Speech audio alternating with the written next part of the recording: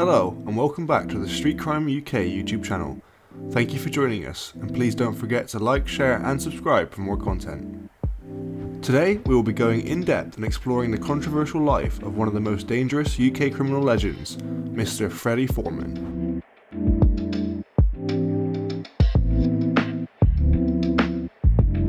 Freddy Foreman was born and bred in East Side London at 22 Sheepcote Lane in a terraced 2 up and 2 down torn and tattered house. Born to an Irish cab driver who worked tirelessly to make ends meet, Foreman grew up alongside boys from the neighbouring Irish households. The entire neighbourhood resembled a torn down impoverished farm, with little to exaggerate. There were horses, chickens and plenty of pesky rats, as Freddy vividly recounts. This makes Mr. Foreman's case one parallel to the Slumdog Millionaire, from rags to riches. From the bottom of society to the king of the social ladder topping the Underworld hierarchy. When Foreman's mum gave birth, instead of a daughter and cheers all round, the house was filled with resentment and sorrow. Poor Miss Foreman had already given birth to 4 boys and was expecting a girl with whom she could share her feminine feelings.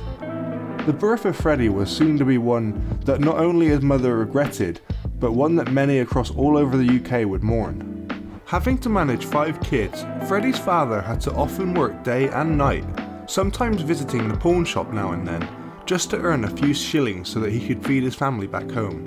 Having been born into a poor household, crimes became normalised and became a daily part of life for Freddy. From stealing food to bullying kids in school to get their money, Freddy was inevitably introduced into the dark world due to his unforgiving circumstances. At the young and naive age of 14, he was kicked out of school for misconduct and never stepped into an educational institution after that. As Freddy became popular in the underworld scene of Britain, he earned the nickname Brown Bread Fred, where brown bread is Cockney rhyming slang for dead.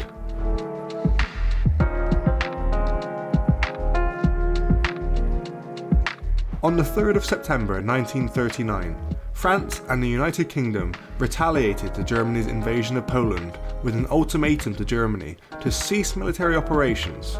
After the ultimatum was ignored, France and Britain declared war on Germany, with shelling and air raids bombarding the area Freddy resided in. 2 of Freddy's older brothers were sailors in the Royal Navy, and they were whipped up from their homes onto the front line within hours of the declaration of war. This soon turned out to be the key event that shaped the fairly innocent Freddy into a notorious criminal feared by young and old. Freddy was sent away to evacuate safely. With him, he brought a small briefcase and a Cadbury's chocolate to keep his sweet tooth happy. He was taken by a bus with many other kids to a street where kids were made to sit down on the floor. Adults picked one by one as the curious kids sat watching. You probably guessed it, but all of them were being fostered. Freddy was the last child left sitting down, as all the other kids had found new homes already. Whether Freddy was subsequently abducted still remains a mystery to this day. As war raged on, at the backdrop of both sides fighting relentlessly, Freddy moved to a new residence. Having been detached from his family, living conditions here were far more absurd.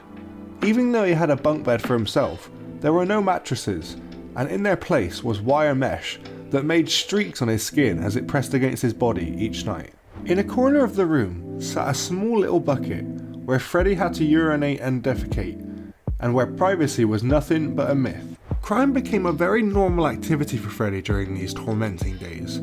It had become a way of life for him. Freddy worked in a meat market and did numerous other odd jobs, and through these jobs he obtained contacts and acquainted himself with anyone on the wrong side of the law, from petty thieves to drug lords. He would do wage snatches from people walking in the streets, conduct armed robberies firing revolvers and little remorse, and even hijacked lorries and ferried cash between banks. Freddy was slowly gaining a reputation and establishing himself as a gangster.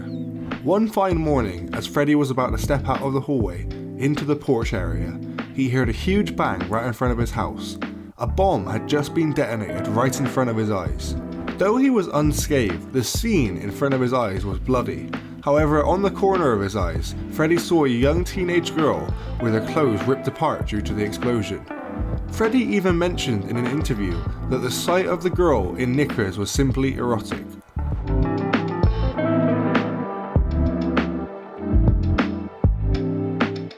Despite the visible lust for women, Freddy was a faithful gentleman who married Maureen at a young age and committed himself to earn money to manage the household of two. Two soon became three, as they welcomed Jamie Foreman, an English actor best known for his role as Bill Sikes in Roman Polanski's Oliver Twist, as their only son.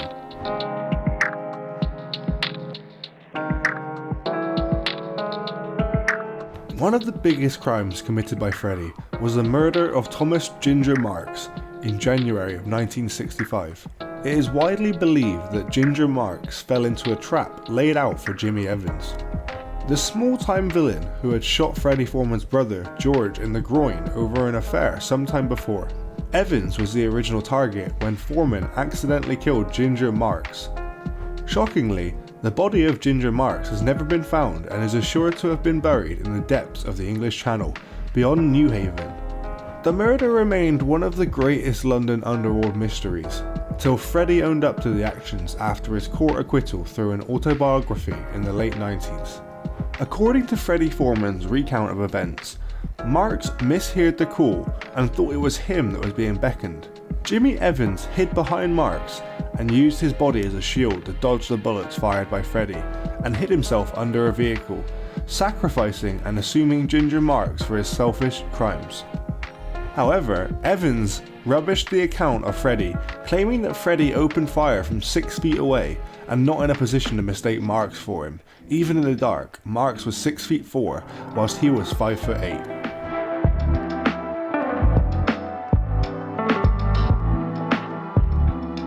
Freddy Foreman also had links to the notorious Kray twins, Reggie and Ronnie Kray.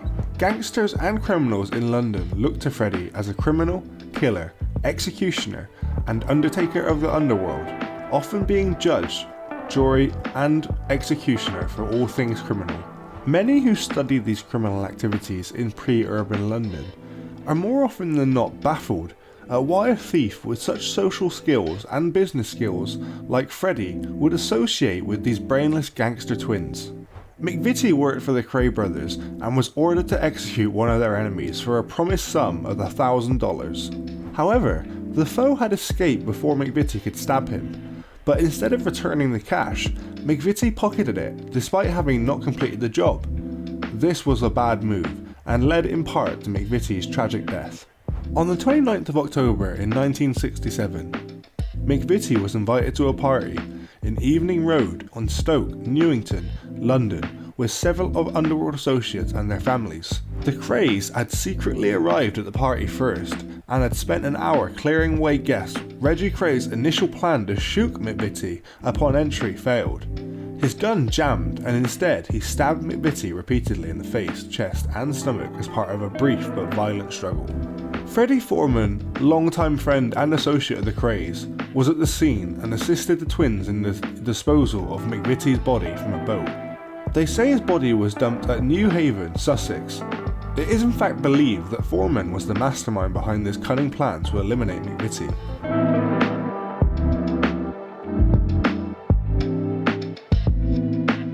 In the early 80s, Freddy moved to the US and lived in a straight life for 2 years. There, he set up a legitimate business, a games room, with state-of-the-art games machines.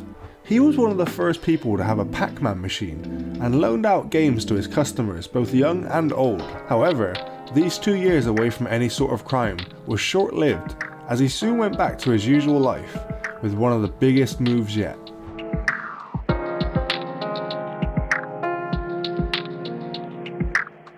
In 1983, soon after his return from America, Freddy was involved in the Shoreditch Security Express robbery, dubbed the largest cash heist in the history of the UK. On a rainy Easter Monday, security guard Greg Council emerged from his fortified control centre at London's Fort Knox, the impregnable Shoreditch headquarters of Security Express, to retrieve a pint of milk from the main gate. 14 armed men, including Freddy, overpowered the guard and invaded the fortress, taking all the officers hostage as they stole £6 million from the cash vault after a shockingly long stay of 8 hours. The £6 million of that day is worth about £26 million in today's currency. The gang made little errors, leaving no clues whatsoever from fingerprints to tire marks, They even targeted and stole fresh, untraceable banknotes, avoiding the ones with traceable codes. As such, due to a lack of evidence, Freddy was not arrested, and surprisingly, not even suspected at the early stages. Thus, Freddy moved with his family to southern Spain's Golden Mile. There, at Marbella on the Costa del Sol, he bought a nightclub, a social club, and a penthouse apartment to rent. This is all precisely where Freddy made one wrong move that sent him to 9 years in jail. Others who were a part of the gang also bought penthouses in the same apartment block, following which Freddy's house purchase was highly scrutinised. Just before the robbery, Freddy didn't even have sufficient cash to pay for his house rent in the suburbs, and the fact that such a person could go on a luxurious family holiday and buy expensive properties was particularly perturbing. Despite Spain's non-extradition laws, Spanish police kidnapped him and put him on a flight back to England at the tail end of the 80s, where he was soon put behind bars.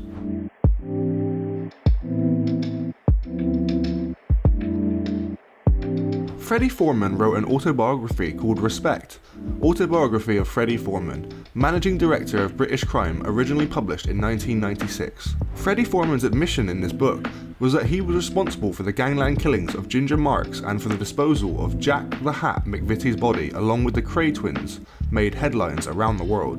To Britain's crime underworld, Freddy Foreman is the godfather. His name inspires more fear than any other. Throughout his career, Freddy has ruthlessly upheld the underworld code of conduct. Freddy's spine-chilling account of his life is a story from the inside of how some of Britain's most famous and daring robberies were committed. Of loyalty and betrayal, and above all, killing. Few gangsters have been as articulate in documenting their trade or understanding the importance of their actions. Before we leave, if you ever happen to spot the 83-year-old walking along the streets of London, don't get fooled by his age, as age is merely a number for this godfather. He's still as hard as he ever was.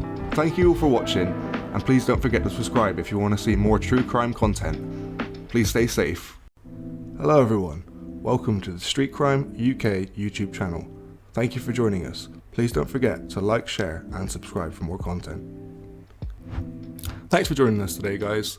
Today we look at a UK criminal legend and the gang that he was a founding member of, and why he will be forever part of the UK criminal history.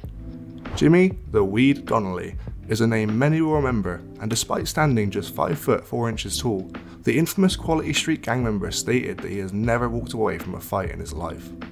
Jimmy the Weed has a very interesting story to tell, especially considering the life he's led.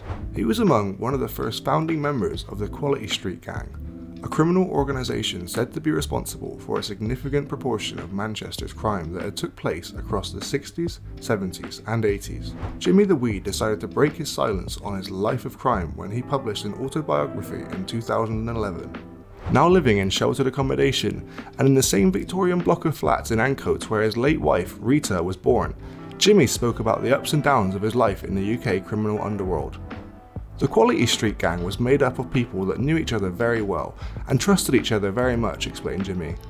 Some of the gang were armed robbers, some were safe blowers, and some were con men, and some were doing fraud. We were all into crime, but in very different ways. We were all into the same thing, but there was one thing that we did work all together in, and everyone knew it. If there was ever any trouble with any one of us, we were all in for the scrap, every one of us all together no matter what. If somebody dared to threaten any one of us, we'd be there, the whole lot of us. The vast variety of characters that Jimmy describes being part of the Quality Street Gang are like him, and most grew up in the post-war era when Manchester and the UK was a very different place altogether. Before Spinningfields and the Northern Quarter are well-known places in Manchester City today, the city centre was still dominated by industry, which would see a skyline of cotton mills and factories rather than glitzy apartments and hotels that we're used to seeing today. The old Smithfield Market extended across Swan Street and into Ancoats, and there was a constant buzz of traders who would be selling fresh food, veg and meat, and a host of other everyday treasures that people could buy from leather shoes to puppy dogs. Growing up as one of 7 children born to an Irish family, the Wythenshawe-raised Jimmy the Weed was entranced by the hustle and bustle that happened every day on the market, and more importantly, now becoming a young man himself, was excited by the opportunity to be able to make some money for himself. His first job he had after leaving school at 15 was where he was as a bike boy. This required him to get up and be ready before daylight to be able to pick up fresh fish from the market and deliver the fish to the railway stations. hotels and restaurants. Around town, for his troubles, Jimmy was paid usually around £2. However, he soon discovered that there was a hustle or fiddle to be made that could apparently supplement his £2 a week wages. He said that on the way out of the market he would grab a turkey or a chicken or a handful of steaks to take with him to sell on for an extra wage. Or, if he was delivering a box of fish, he would stick his hand in and pinch 2 or 3 pieces, and then put them in his bag at the end of the day. He might have an extra £2 of fish that he could sell on. He said every day he would nick as much fish as he possibly could, and in doing so, he was going home with more in stolen fish than he would receive in wages at the weekend for working. There was a fella in Hume who would buy it off him and be selling it in his chippy. He also had hotels that he would sell to, and he had his own customers around where he lived that he would be more than happy to buy some of the high quality fish for cheap from Jimmy. Don't forget, we were hungry in them days, we were starving, says Jimmy. Jimmy's antics soon earned him a reputation with some of the other well-known market lads that had been keeping an eye on Jimmy, this including a young man named James Monaghan.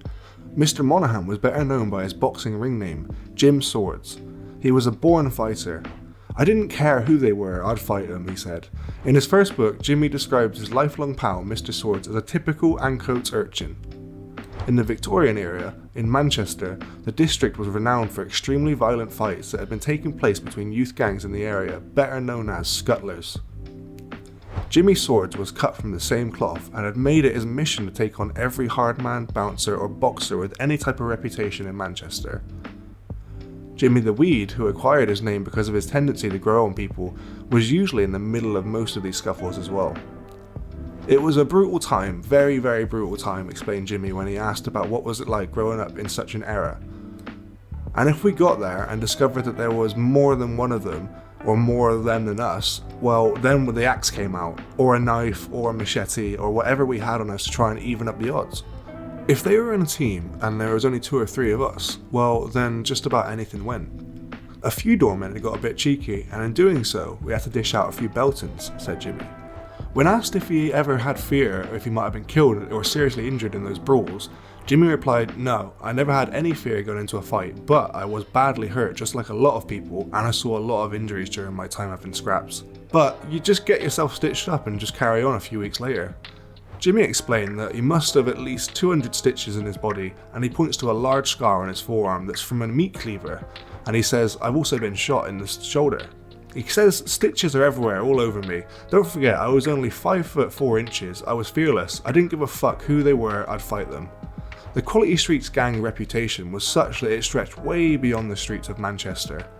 In the mid-60s, the Cray twins were involved in bringing the former boxing world champion Joe Louis onto a tour of the UK, and one of the many stops was Manchester. And so, the story goes that when the Crays and Joe Louis arrived at Piccadilly Station, they were met by the Quality Street gang and told to go back to London. Jimmy says that version of events is a load of rubbish. The Crays did in fact come to Manchester, and he has a photo in his possession that shows Ronnie and Reggie posing outside the Piccadilly Club. But he said there was some tension between the firms when Reggie supposedly knocked out a doorman, and the club owners had contacted Jim Swords, the local boxer, to ask for backup. But ultimately, Jimmy says that it was the police who eventually confronted the Crays and told them that up here they had better behave themselves, and after a night out they left Manchester peacefully the next day. By the time he was in his late 20s, Jimmy the Weed was already a successful and wealthy businessman, owning a construction firm. He also had dabbled in many other business ventures, from selling cars, sports tickets, to even owning a dozen pubs and hotels. The Quality Street Gang had become the nickname for a group of around a dozen or so well-known gangsters in Manchester's clubland scene, and like Jimmy the Weed, most of whom occasionally found themselves getting involved in the wrong side of the law. Men such as Jim Swords and his brother Joe, who was Jimmy the Weed's brother-in-law, Joe Leach, and Vinnie and Louis Chiavo, Mick Brown, Dennis Croller, and boxing promoter Jack Trickett were all known to be members or associated to the Quality Street Gang. Everyone knew that they liked to dress smart and only hang out in the finest establishments in Manchester. "We all used the same couple of tailors that we knew and trusted," said Jimmy. "We dressed in a very, very smart silk suits, and everything was made to measure, nothing was off the peg. Handmade shirts were made to perfection, every one of us was all dressed smartly." The other things we liked to spend our money on was top of the range cars. I was into Americans. I always had American cars. Others in the gang were the same, but some people had Rolls Royces. We were known as being way too flash because of what we did and how we did it. I suppose looking back, we flash our money way too much, in a way. We never went in the local pubs with all the young lads in there. Kicking off every minute would be in the Grand Hotel, sat up in the cocktail bar, in the Midland or in the upmarket bars. We had a refined taste with class and nobody could come in talking crap to us. None of the so-called tough guy idiots off the street would even challenge us. We drank in all the top bars and we ate in all the top restaurants and all the top nightclubs at the time, like Deno's and the Cabaret Club. The Cabaret Club was our favourite because they had all the big stars who were singing at the time, like Shirley Bassey, who was in fact one of Jimmy the Weed's favourite people to see perform live. We'd walk into the place and it would be, aye boys, you're all here, the chaps are here, and the owner would then come over and sit with us and have a few drinks. It was an incredible time and place to be. It was the gang's preference for keeping a consistent dapper dress code that earned them the moniker after a popular TV advert at the time. The advert had featured a group of bank robbers wearing suits and fedoras, who then proceeded to pull off a heist on a bank armed with only a box of Quality Street chocolates. One night, when Jimmy the Weed and a few members of the Quality Street gang decided to have a night out on the Cabaret Club, the doorman saw the group of smartly dressed gangsters and shouted, "Here they are, the Quality Street mob." With lots of money to spend, the Quality Street gang mixed with some of Manchester's most interesting individuals.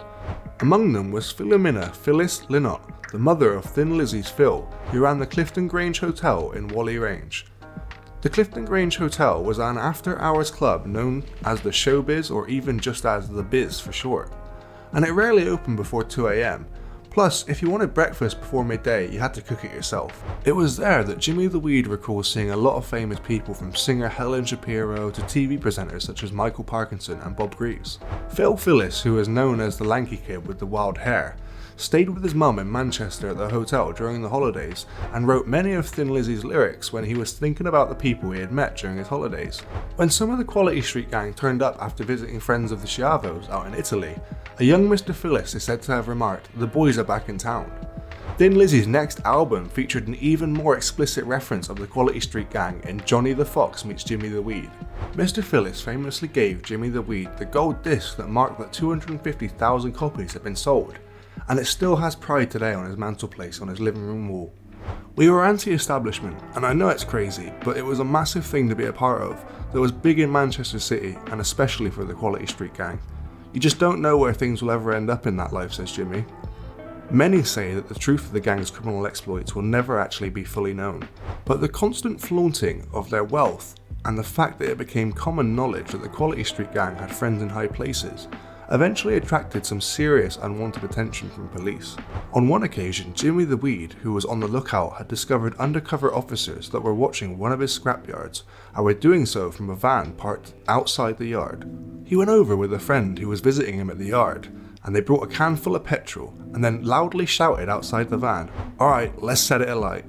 The doors of the van opened up and a group of police jumped out in a panic. The police were convinced the Quality Street gang were never caught because they had an inside man, but Jimmy the Weed says they simply knew a lot of people in and around Manchester who would tip them off if any trouble was looming. However, the Quality Street gang's reach eventually saw them caught up in one of the biggest political scandals of the era. Kevin Taylor was a well-known local businessman and professional gambler who was a friend of the gang. Mr. Taylor had, as it in fact turned out, lived next door to a high-ranking Greater Manchester police officer, John Stalker, for many years. Mr. Stalker had eventually climbed the ranks himself to become Deputy Chief Constable and was put in charge of a highly sensitive inquiry that was being made into claims that the Royal Ulster Constabulary had a shoot-to-kill policy when it comes to concerning members of the IRA. However, in 1986, Mr. Stalker was removed from the investigation and suspended from the force, after false accusations were made against him that he had a strong link to organised crime gangs who were ruining the city. A photograph had been produced that showed him at the 50th birthday party of Kevin Taylor at his cottage in Somerset, Bury. Jimmy the Weed was also present at that party and says that it was the one and only time that he met Mr. Stalker. I got introduced to him and he said, "You have the Brown Wall pub in Salford then, do you?" "I'm in Salford as well. I'm at the Crescent," said Mr. Stalker. It was only after the party, when he was reflecting on the event, that Jimmy realised that Mr. Stalker had meant the police station.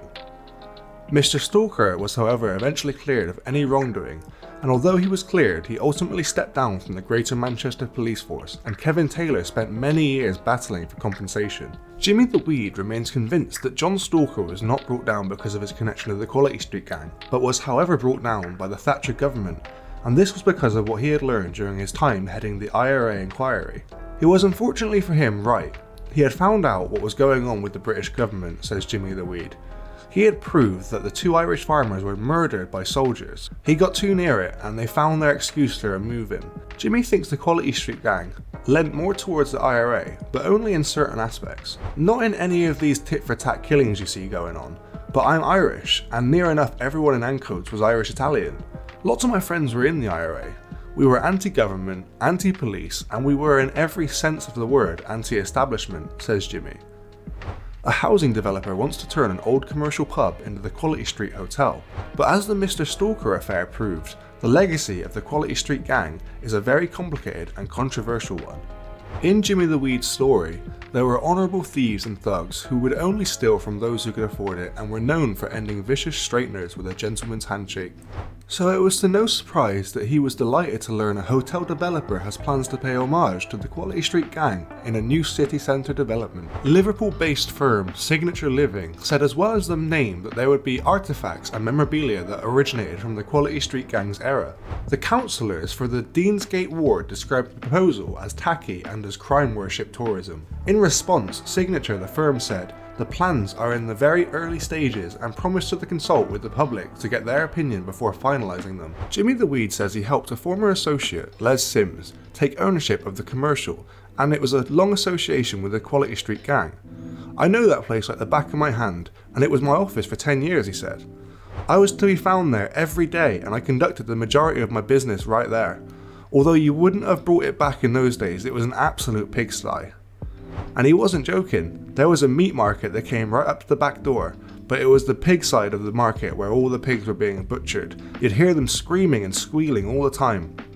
I doubt very much he would have wanted to build a hotel right there at the time. When asked what he thinks about the Quality Street Hotel idea, he added, "I don't think it's a cheap trick. I think it would be a very good idea for the city. Go for a walk today and look at the names of some of those pubs. The Bank of England, the Lord Nelson, they're all people from the past. The Sherwood, the Robin Hood. The Robin Hood was a bandit, wasn't he?"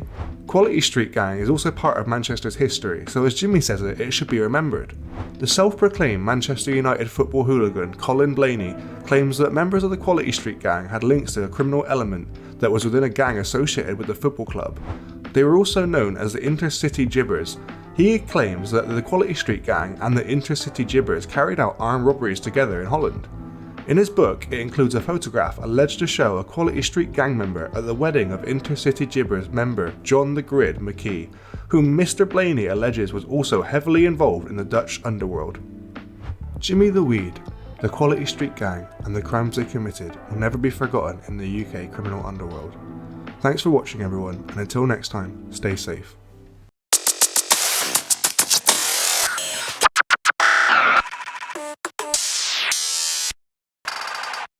It got to a point where, you know, Kenny Noye was being spotted on the moon almost. It was getting ludicrous. I mean, the idea that Kenny Noye was coming in and out of the country, having a few beers with his mates and then hopping back on a plane back to wherever he was, it was ludicrous. We had reported sightings or reports that Kenny Noye's best friend's daughter's going to get married at a certain location. Kenny will not miss that wedding for the world. He'll be there. We had reported sightings or reports that he was at or going to an old friend's funeral. He wouldn't miss that funeral for the world. He'll be there. We actually went to more weddings and funerals than Hugh Grant, and that's with all the repeats as well.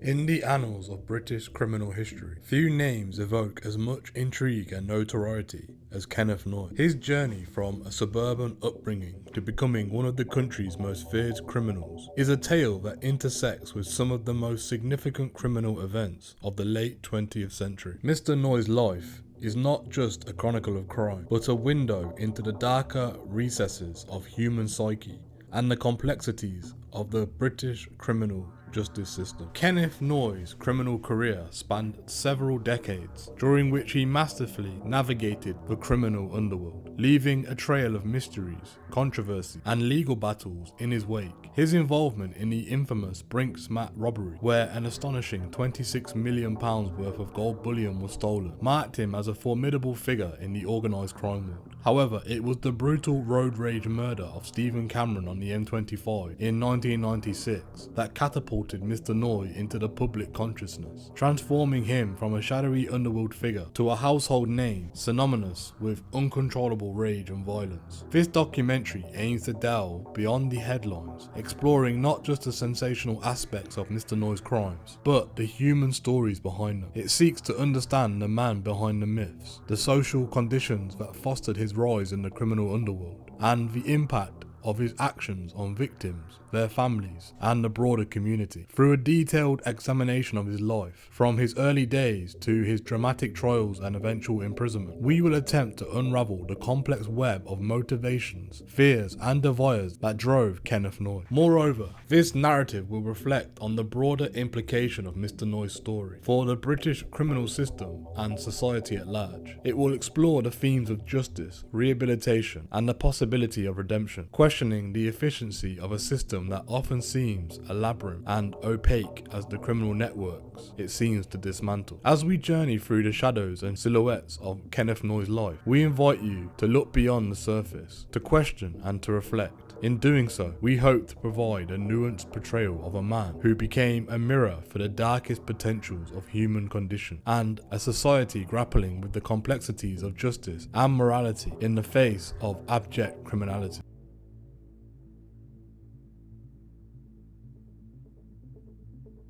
In the quiet suburbs of London, in the post-war era of the 1940s, Kenneth Noye was born into a world rapidly changing. The son of a postman, Mr. Noye's early life seemed unremarkable, a common story of a working-class family navigating the challenges of a country rebuilding itself. Yet beneath this veneer of normalcy, the seeds of a tumultuous figure were being sown. In this part of the story, we plan to unearth the roots of Kenneth Noye's journey into the criminal underworld, tracing the line from the ordinary childhood to the genesis of a career that would leave an undeniable mark on the British criminal landscape. Kenneth Noye was born on May the 24th, 1947 in Plexi Heath, a suburban district in the southeast area of London. His parents, working class and striving for a better life for their family, were part of the post-war generation determined to rebuild and prosper. Mr. Noye's education began in local schools, where he was described as an average student, neither excelling nor falling behind. It was a time of innocence, but for Mr. Noye, it was also a period of discovery and, crucially, the awakening of an ambition that would steer him towards a darker path. As Mr. Noye grew, so did his realizations of the limitations imposed by his modest background. The 1960s in Britain were a time of cultural revolution, economic challenges, and social upheaval. For a young man with ambition and a growing awareness of the disparities in wealth and opportunity around him, the allure of quick success and the trappings of wealth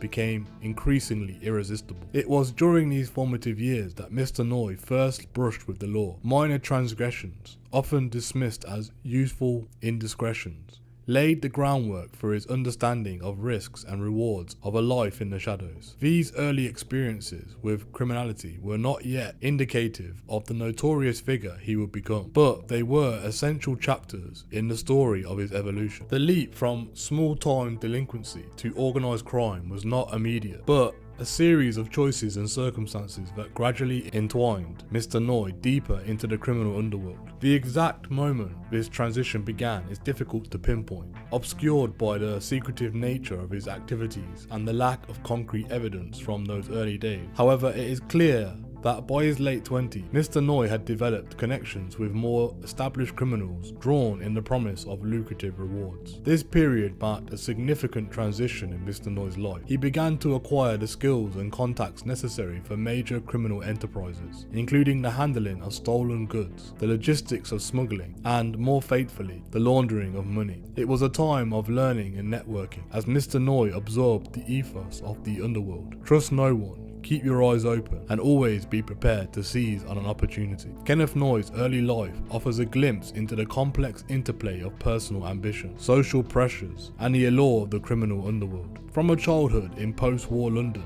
to the cusp of becoming one of Britain's most notorious criminals, his journey is a testament to the unpredictable paths that life can take. As we close this chapter on Mr. Noye's beginnings, we stand on the threshold of his entry into high-stake crime, poised to delve into the events that would define his legacy and shake the foundations of the British criminal justice system.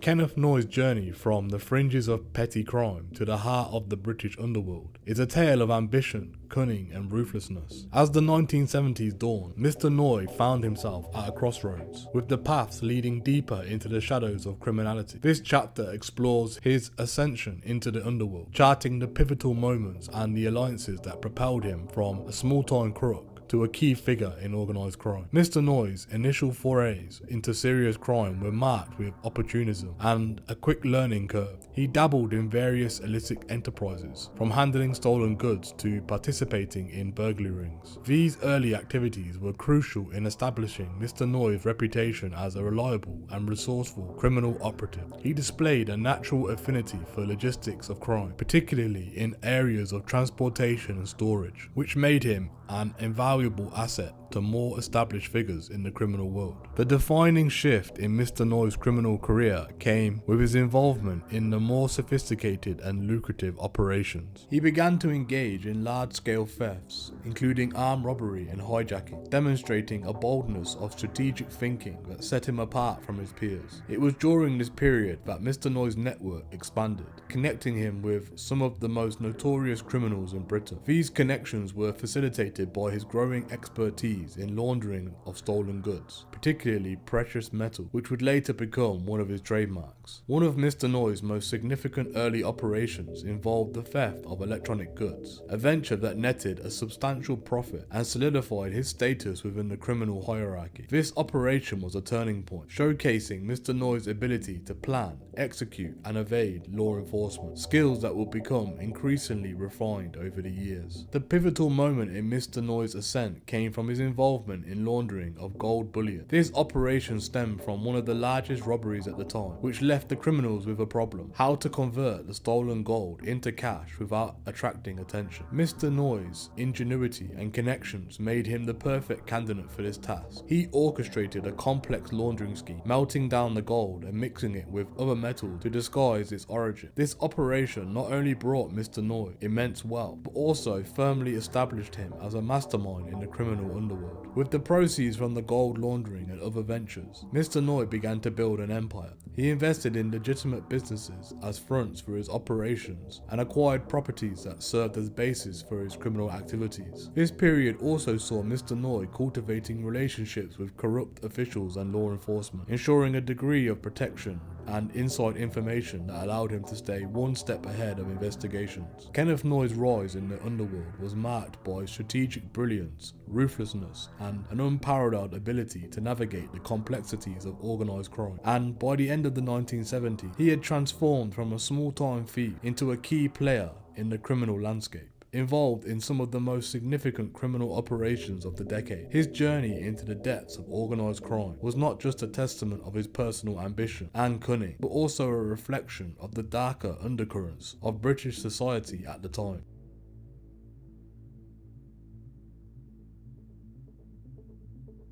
The Brinks Mat robbery, executed on the 26th of November 1983, stands as one of the most audacious heists in British history. It was an operation that not only netted an astronomical sum in gold bullion, but also marked the zenith of Kenneth Noye's criminal career. This chapter delves into the planning, execution and aftermath of the robbery, highlighting Mr. Noye's pivotal role in the laundering of the gold and the sprawling web of crime it unleashed across the country. In the early hours of a chilly November morning, A gang of robbers breached the security of the Brinks Mat warehouse at Heathrow Airport. The target was a trove of gold bullion, cash and diamonds. The robbers, expecting a modest haul, were astonished to find gold bars worth £26 million, an amount far exceeding their wildest estimations. The heist was marked by a combination of meticulous planning and sheer audacity, setting it apart in the annals of criminal law. Kenneth Noye, already a figure of significant standing in the criminal underworld, was brought in for his expertise in melting down and laundering precious metal. His role was to transform the stolen gold into a form that could be sold without raising suspicion. Mr. Noye orchestrated a sophisticated operation, employing a network of contacts to discreetly distribute the gold into the market. His methods were so effective that much of the gold was believed to have been assimilated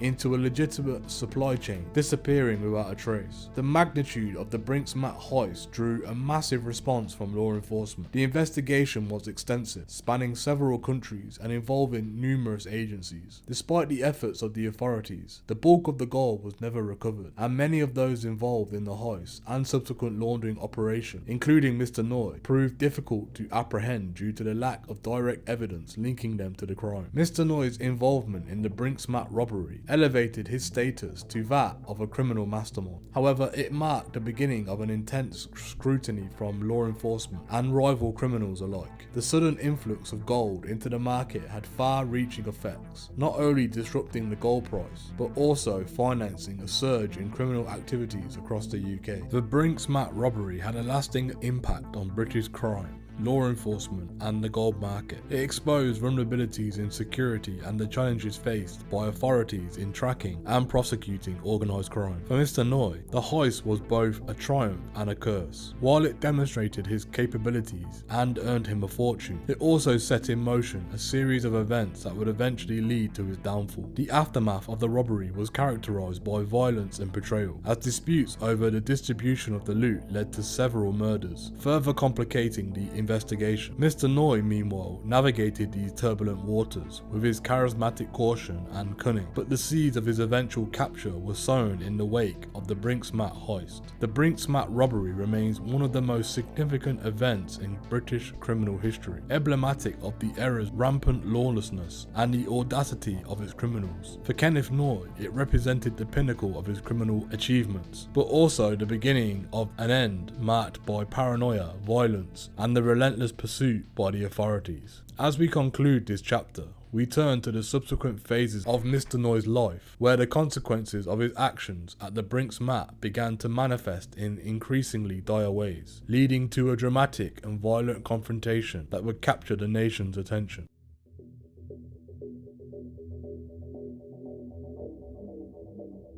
After the Brinks Mat robbery, Kenneth Noye found himself living in a paradoxical existence, marked by the opulent luxury on the one hand, and the pervasive atmosphere of suspicion and danger on the other. His substantial wealth, much of it derived from his role in laundering the stolen gold, allowed him to adapt a lifestyle that was the envy of many. However, this newfound affluence was a double-edged sword, attracting not just the envy of his peers, but the unwavering scrutiny of law enforcement. This chapter examines Mr. Noye's life during this period, highlighting the intricate balance he maintained between his public persona as a successful businessman and his clandestine existence as a criminal mastermind. In the aftermath of the Brinks Mat heist, Mr. Noye invested heavily in creating a veneer of legitimacy. He funneled portions of his illicit gains into legitimate businesses, including property development and the metal trade, industries where large transactions and the movement of goods could be more easily obscured. On the surface, Mr. Noye appeared to be a shrewd businessman, leveraging his wealth to build a reputable enterprise. This facade was meticulously crafted to shield his criminal undertakings from the law and to launder the proceedings of his criminal activities. Central to Mr. Noye's display of wealth was his acquisition of the sprawling mansion in Kent. Equipped with state-of-the-art security and luxury amenities, the property became a symbol of his success and a fortress that insulated him from the outside world. Here, Mr. Noye hosted lavish parties attended by the elite of the criminal underworld and those unwittingly drawn into his sphere. Yet the mansion also served as a command center for his operations, a place where deals were made and plans were hatched away from prying eyes. Despite his efforts to blend into the legitimate business world, Mr. Noye could not fully escape the shadows of suspicion that followed him. The law enforcement community, well aware of his criminal background and suspected involvement in the Brinks Mat robbery, kept him under constant surveillance. This scrutiny only intensified as Mr. Noye became linked with other criminal investigations, further entangling him in the web of legal challenges and public suspicion. The constant surveillance and pressure of living a double life took its toll on Mr. Noye. Paranoia became a constant companion, leading him to adopt an increasingly reclusive lifestyle. Trust became a commodity, as scarce as the legitimate origins of his wealth, leading to tensions within the criminal associations and amongst his closest confidants. The precarious balance Mr. Noye had maintained began to tip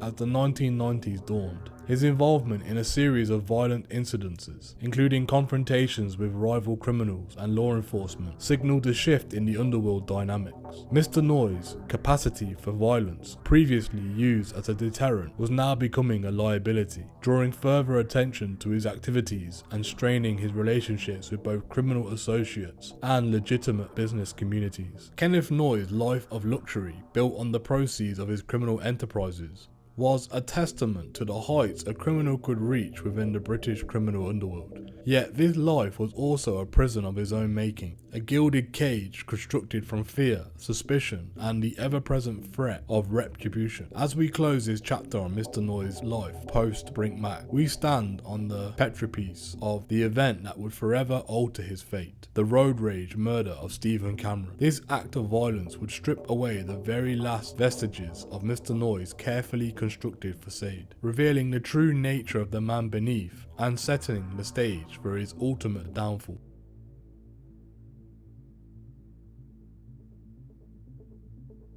The pivotal moment in Kenneth Noye's life came on a sunny afternoon in May 1996, on the slip road of the M25 motorway near Swanley in Kent. The chapter delves into the road rage incident that led to the murder of 21-year-old Stephen Cameron and marked the beginning of the end for Mr. Noye. It was an act of violence that shocked the nation and irreversibly altered the course of Mr. Noye's life, casting him not just as a master criminal, but as a cold-blooded killer. The confrontation between Kenneth Noye and Stephen Cameron arose from a mundane traffic dispute, a common occurrence on the busy motorways surrounding London. However, what set this incident apart was the lethal escalation that followed. Witnesses described a verbal altercation that rapidly spiraled out of control, culminating in Mr. Noye stabbing Mr. Cameron to death in broad daylight. The brutality and the public nature of the attack stunned the community and ignited a media frenzy. In the immediate aftermath of the murder, Mr. Noye utilised his criminal networks and resources to vanish. His disappearance was swift and well organised, evidencing the planning of a man accustomed to evading law enforcement. Mr. Noye fled the country, sparking an international manhunt that underscored the seriousness with which the authorities pursued him. His ability to remain at large for over 2 years spoke of the depth of his connections within the criminal underworld and his knowledge of evasive tactics. The search for Kenneth Noye became top priority for British law enforcement, involving cooperation with international agencies. Mr. Noye was eventually located in Spain, a country known for harbouring British fugitives due to its extradition policies at the time. His arrest in August 1998 was the culmination of extensive surveillance and intelligence operation. Mr. Noye's extradition to the UK was a significant victory for authorities, marking the end of his time as a fugitive, but the beginning of a new chapter of legal battles. Kenneth Noye's trial for the murder of Stephen Cameron was a highly publicised affair, drawing intense media coverage and public interest. The prosecution presented a case that painted Mr. Noye as a dangerous and violent man, prone to using extreme force to resolve disputes. the defense argued for self-defense, a claim that was ultimately rejected by the jury. Mr. Noye was found guilty of murder and sentenced to life imprisonment, a verdict that was met with relief by Mr. Cameron's family and a significant portion of the public who had followed the case closely. The road rage murder and subsequent trial marked a turning point in Kenneth Noye's life. Once a shadowy figure operating behind the scenes of Britain's criminal underworld, he was now a convicted murderer, his crimes laid bare for all to see. The incident stripped away the layers of mystique and the fear that surrounded him, revealing the stark reality of his capacity for violence. As Mr. Noye began his life sentence, the broader implications of his actions began to emerge, sparking debates on road rage and the nature of justice, and the effectiveness of the UK legal system in dealing with high-profile criminals. The murder of Stephen Cameron and the downfall of Kenneth Noye stand as a grim reminder of the thin line between civility and savagery on the roads and in the hearts of individuals. As we move forward in this narrative, we explore the legal battles that ensured Mr. Noye's life behind bars and the lasting impact of his actions on the criminal landscape of Britain.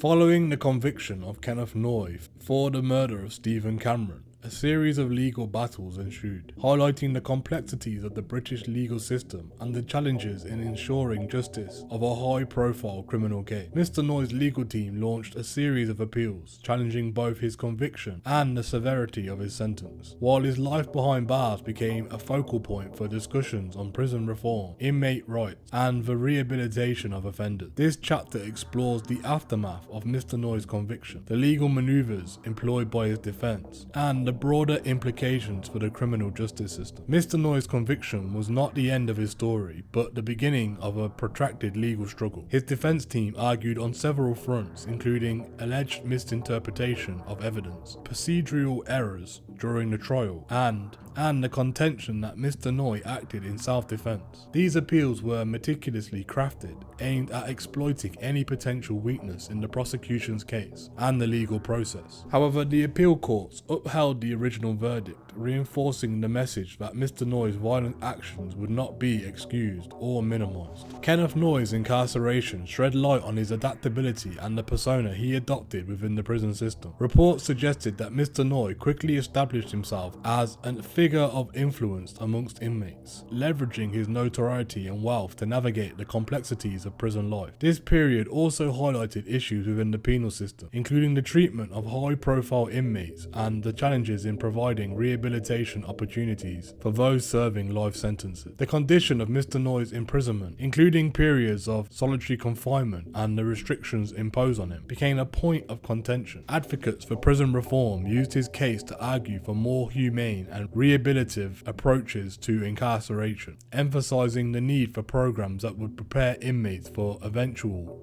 reintegration into society. The legal battles and Mr. Noye's life in prison were subject to intense public and media scrutiny. The case raised questions about the nature of justice, the purpose of punishment, and the capacities for individuals for change. Media coverage often portrayed Mr. Noye as a remorseless criminal, yet there were also discussions about the effectiveness of the UK's penal system in dealing with individuals like him. The ongoing interest in Mr. Noye's case reflected a broader social fascination with crime and punishment, particularly in the cases involving individuals who had risen to prominence within the criminal underworld. This scrutiny often influenced public opinion, which in turn impacted the legal proceedings and the administration of Mr. Noye's sentence. Kenneth Noye's legal battles and incarceration highlight the challenges faced by the criminal justice system in balancing the demands for punishment with the potential for rehabilitation. His case serves as a study in the complexities in dealing with high-profile criminals and the legal strategies employed by both defense and prosecution, and the broader social implications of crime and punishment. As Mr. Noye continues to serve his sentence, his story remains a potent reminder of the impact of his crimes, not only on the victims and their families, but also on the legal and penal systems. The legacy of Kenneth Noye is one of violence, manipulation, and the long shadow cast by criminal action on the fabric of society. As we move forward, the narrative shifts to reflect on the social impacts of Mr. Noye's crimes, the effectiveness of the British criminal justice system in addressing such high-profile cases, and the ongoing debates about justice, punishment, and the possibility of redemption for convicted criminals.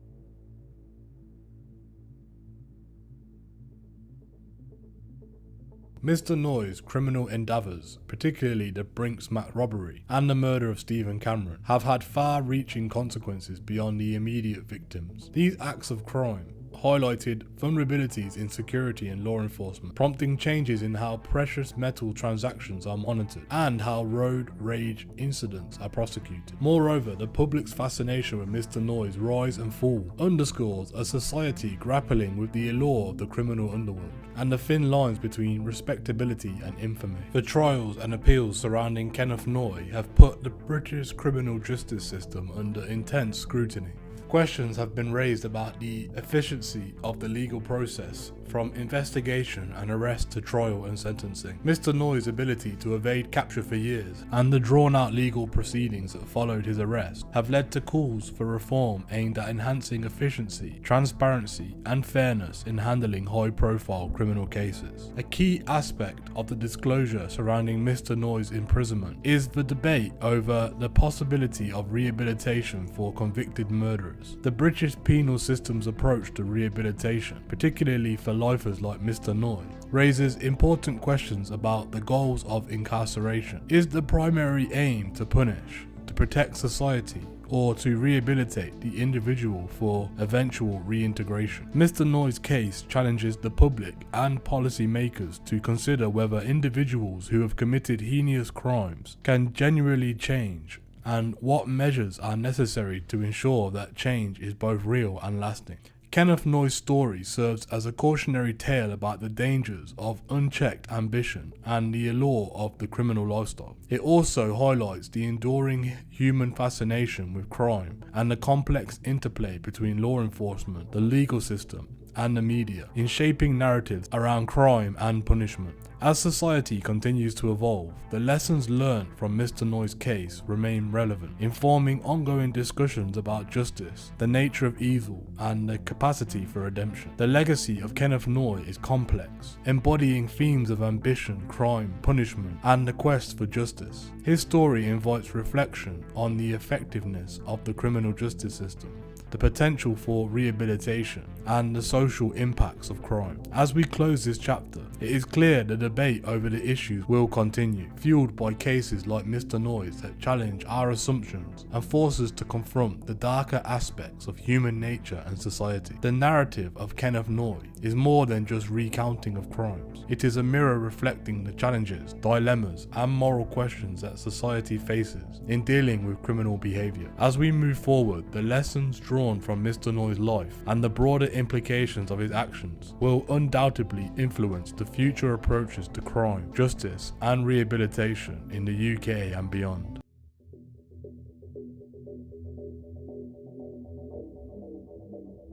Kenneth Noye's release from prison marks a new chapter in his long and tumultuous journey through the British criminal justice system. After serving a significant portion of his life sentence, his return to society has reignited discussions on rehabilitation, redemption, and the challenges faced by those seeking to reintegrate after long periods of incarceration. This chapter delves into the circumstances surrounding Mr. Noye's release, his life post-prison, and the impacts of his criminal legacy on his family and society at large. Mr. Noye's eventual release was predictated on a series of parole hearings, where the board considered various factors, including his behaviour in prison, the risk he posed to the public, and evidence of rehabilitation. The decision to grant parole to someone with Mr. Noye's criminal history was met with mixed reactions, highlighting the delicate balance the justice system must maintain between affording individuals a second chance and ensuring the safety and well-being of the community. Upon his release, Kenneth Noye faced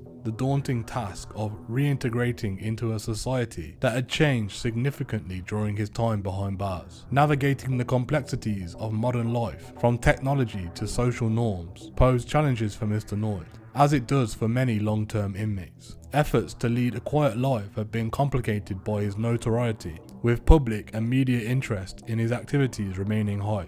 Mr. Noye's release life has been characterized by attempts to reconnect with family and establish a new identity beyond that of a convicted criminal. The extent to which he has succeeded in these endeavors remains a subject of speculation, as Mr. Noye has understandably sought to maintain a low profile. The repercussions of Kenneth Noye's criminal actions and subsequent imprisonments have extended far beyond his own life, profoundly affecting his family. The stigma of his crimes, the media attention, and the challenges of maintaining relationships across the divide of the prison walls have taken their toll. Despite these challenges, Mr. Noye's family has played a crucial role in his reintegration, offering support and connection to a world that has moved on in his absence. Mr. Noye's release raises important questions about the concepts of rehabilitation and redemption. Can individuals who have committed serious crimes truly change? What measures can society take to support their reintegration whilst safeguarding public scrutiny? Mr. Noye's case is a testament to the complex journey of redemption, underscoring the need for comprehensive support systems for ex-reoffenders and ongoing assessment of their risk to the community. The story of Mr. Noye's release and the years that have followed is still being written. It is a narrative that encompasses the challenges of starting anew after decades of incarceration, the social responsibilities in facilitating this transition, and the enduring impacts of a criminal past on both the individual and their family.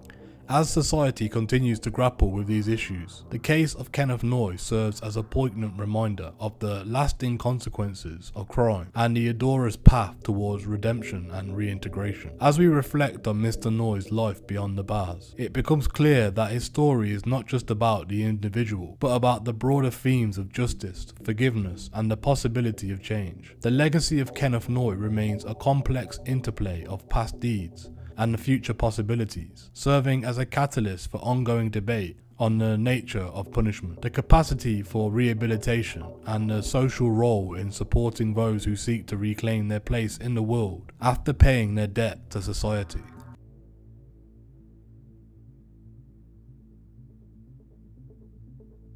Kenneth Noye's release from prison was not the end of his story, but the beginning of another chapter, one that intertwines with environmental projects, family involvements, and unresolved questions about his activities post-release. Despite stepping away from the criminal limelight, Mr. Noye's name remains enshrouded in controversy, particularly regarding an environmental scheme with implications reaching far beyond the UK. In the quiet town of Sevenoaks, Kent, an unassuming block has become the centre of attention due to its connection with Kenneth Noye. Now in his late 70s, this building serves as the head office for Amazon Forest People, a company claiming to protect the Brazilian jungle from deforestation. Under scrutiny, the project and its affiliations with Mr. Noye have raised eyebrows, especially considering his and his family's involvement in a venture that reportedly amassed around £40 million, a figure disputed by sources close to Mr. Noye's family. Mr. Noye's eldest son, Kevin Tremaine, has been implicated as a significant figure in the establishment of Amazon Forest People, despite distancing the project from his father post-inquiries. The initiative, which sells carbon credits to offset pollution, boasts clients like Liverpool FC, Boeing, and Samsung, highlighting its reach and influence. However, the project's legitimacy and transparency have come under fire, with accusations of land grabbing and a lack of clarity over financial dealings and the true beneficiaries of the venture. The scheme's operational structure, involving offshore companies and disputed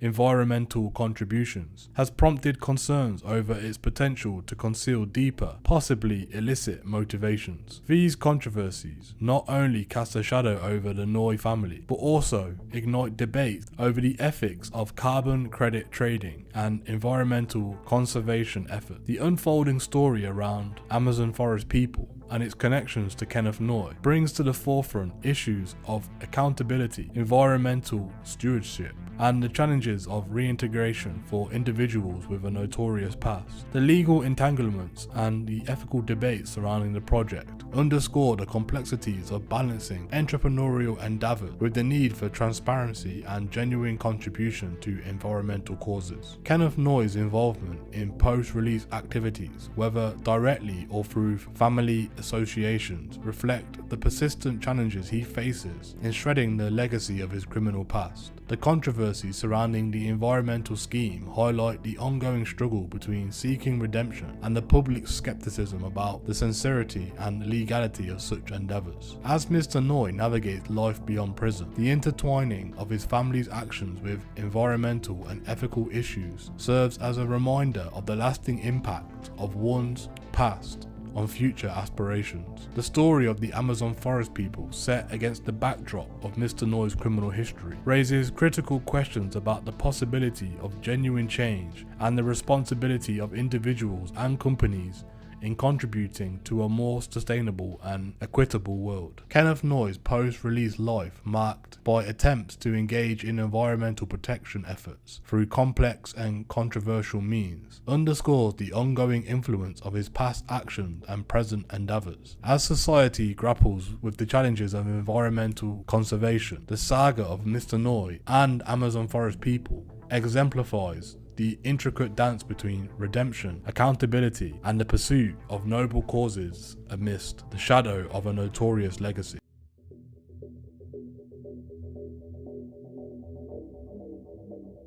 Kenneth Noye's criminal past and subsequent legal saga have left a lasting legacy on the British public, the criminal underworld, and the criminal justice system.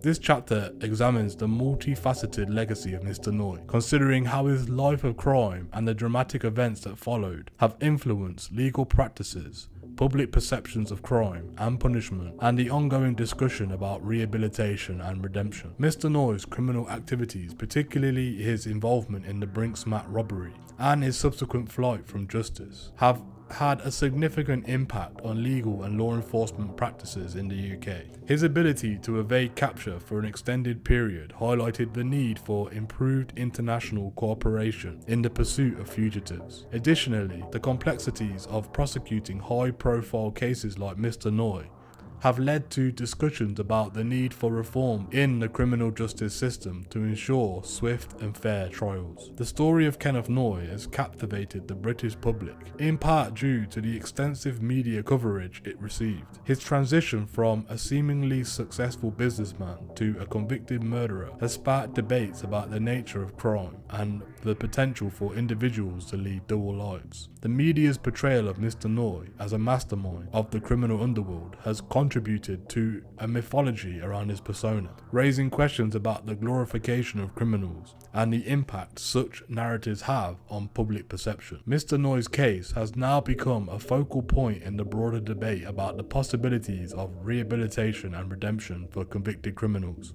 His life sentence, with the prospect of eventual parole, forces society to confront difficult questions about forgiveness, change, and the practicalities of reintegrating serious offenders back into the community. The discussion surrounding Mr. Noye's potential for rehabilitation also reflects larger concerns about the effectiveness of the prison system in achieving its rehabilitative goals. The legacy of Kenneth Noye is not solely defined by his criminal achievements or the legal battles that he ensued. It is also measured by the lasting impact on the victims of his crimes and their families. The murder of Stephen Cameron and the financial crimes associated with the Brinks Mat robbery have had profound effects on those directly affected, serving as a somber reminder of the human cost of criminal activity. The ongoing suffering of these individuals and their quest for justice and the closure are critical components of Mr. Noye's legacy.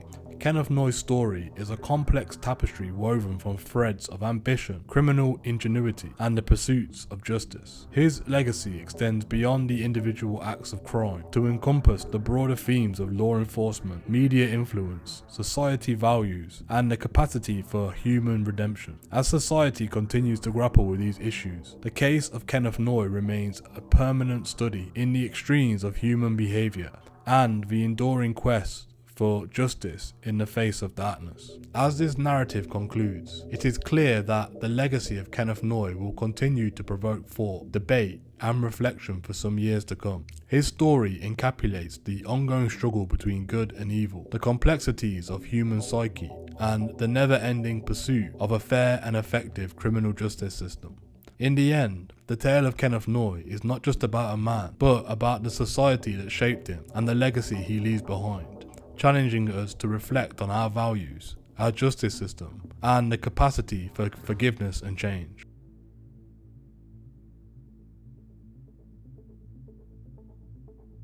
As the narrative of Kenneth Noye's life comes to a close, we are left to ponder the profound questions his story raises about crime, punishment, and the possibility of redemption. Mr. Noye's journey from the outskirts of legality to the centre of one of the UK's most notorious criminal sagas offers a stark reflection on the nature of justice and the capacity for change within the human soul. This epilogue seeks to draw lessons from Mr. Noye's life and the impact of his actions, looking towards a future where such stories might serve as warnings and guideposts for society. Kenneth Noye's story focuses us to confront the questions of whether individuals who commit heinous acts can truly change. The debate over Mr. Noye's potential for rehabilitation and redemption reflects broader societal uncertainties about the nature of justice and forgiveness. As Mr. Noye serves his sentence, the possibility for his reformation and reintegration into society remains a continuous issue, emblematic of the challenges faced by a penal system in balancing the need for punishment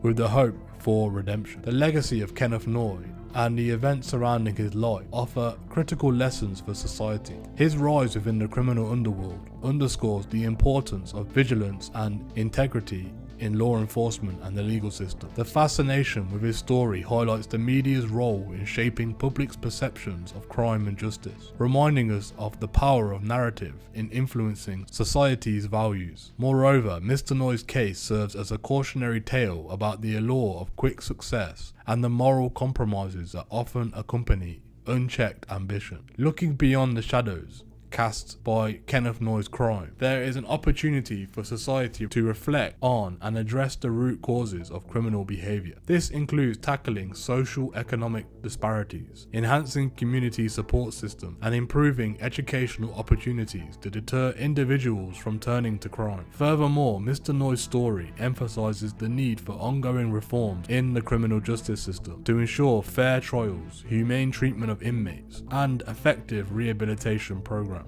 Ultimately, the goal is to create a safer, more just society where stories like Kenneth Noye's are the exception rather than the norm. This requires a collective effort to uphold the rule of law, foster social cohesion, and promote values of empathy and redemption. By learning from the past and working towards these ideals, society can hope to prevent future tragedies and support the transformation of those who have strayed into the darkness. The story of Kenneth Noye is a reminder of the complexities of human nature and the challenges of administering justice in a modern society. As we move forward, it is imperative that we carry with us the lessons learned from his life and the lives he affected. In doing so, we honour the victims of his crimes and contribute to the ongoing endeavour to build a more equitable and compassionate world. Beyond the shadows of Mr. Noye's legacy lies the potential for growth, understanding, and reaffirmation in our shared humanity. As this narrative concludes, we are reminded that the journey towards understanding and justice is ongoing, with each chapter of history providing new insights and challenges. Kenneth Noye's story, with all its darkness and complexity, is a part of a larger narrative, offering lessons that, if heeded, can help light the way to a brighter, more just future.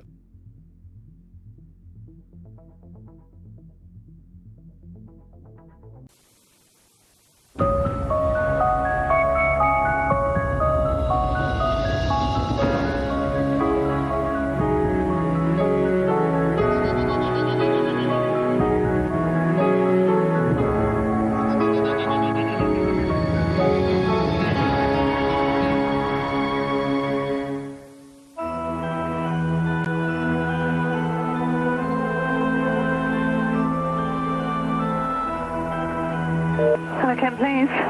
Please, can I help you? Hello, yeah, I've just seen somebody stabbed. Where? This is the actual recording of someone who has just witnessed the stabbing of a young man.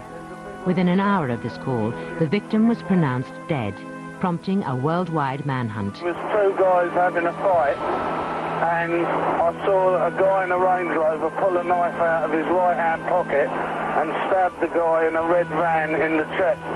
This is the story of that manhunt. It's a story not only of murder, but of stolen gold and the notorious killing of a policeman. A manhunt that would lead the police to come face to face with a past they had wanted to forget.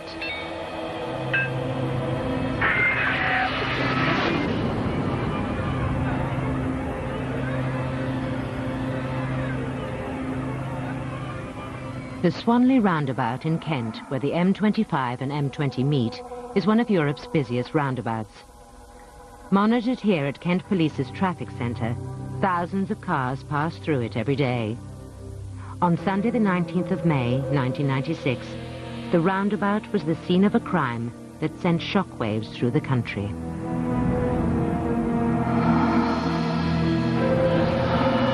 John Saunders is a lorry driver. On that Sunday, he was finishing his milk farm rounds in Kent. He was driving along the A20 towards the Swanley roundabout. Come around there every day, 7 days a week, every week for about 2 years, so I knew the road pretty much like the back of my hand, even down to the sequencing of the traffic lights on the junction.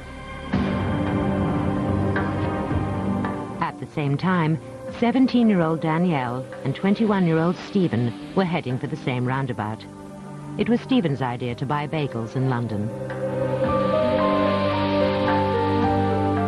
Danielle had only recently passed her driving test.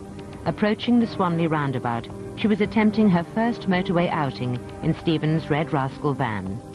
I came down to the junction, first set was on green. Oh yeah, this is good.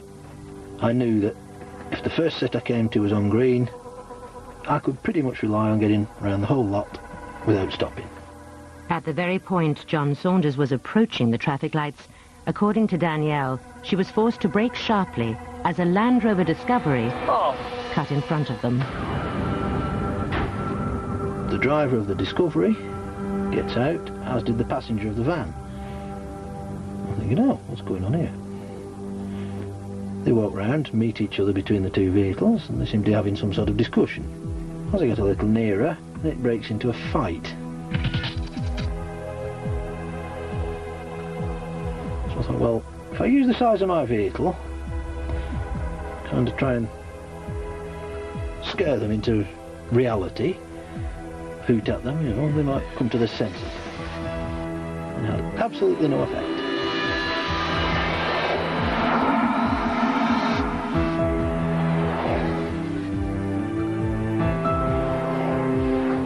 So I pulled up just clear of the junction, dialed 999 on the mobile phone. All the time I was watching them in the mirror. I could see they were still fighting, punching, kicking. As I'm speaking to the police on the phone, I see the older of the two gentlemen punch the younger man and to punch him in the chest.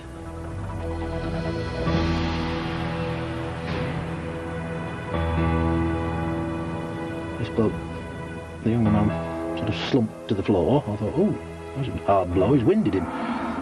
The older man then strode purposefully back to his vehicle, got in, and drove off.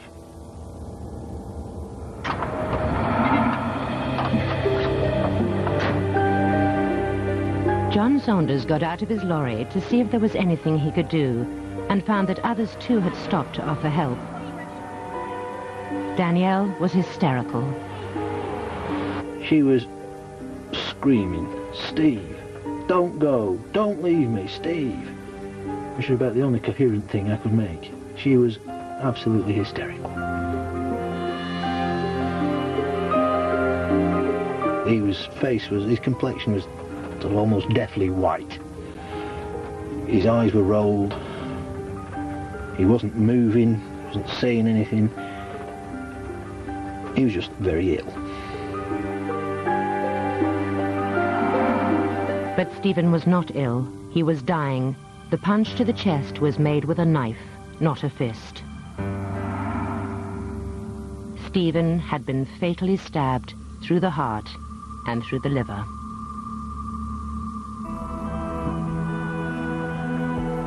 Another witness who had seen the fight tried to follow the Land Rover Discovery as it took off up the slip road to the M25. He called 999 from his car phone.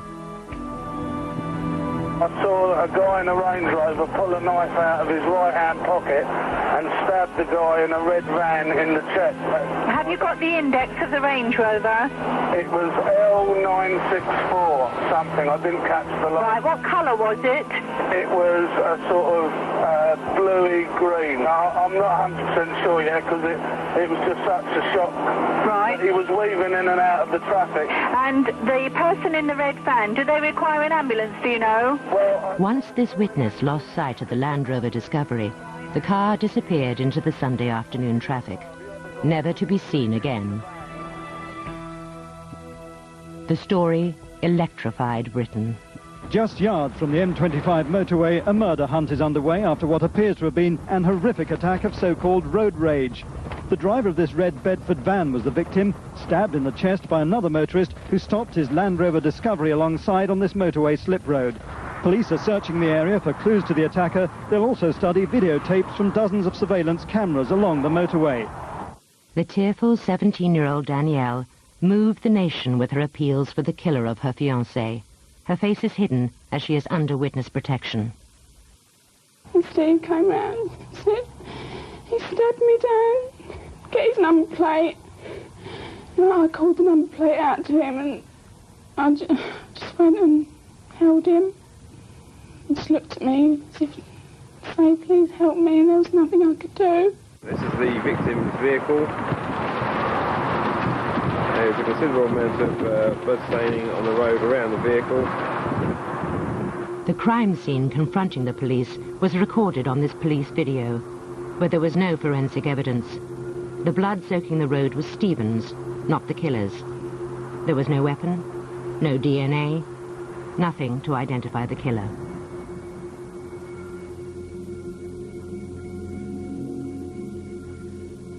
But the crime had been committed in broad daylight.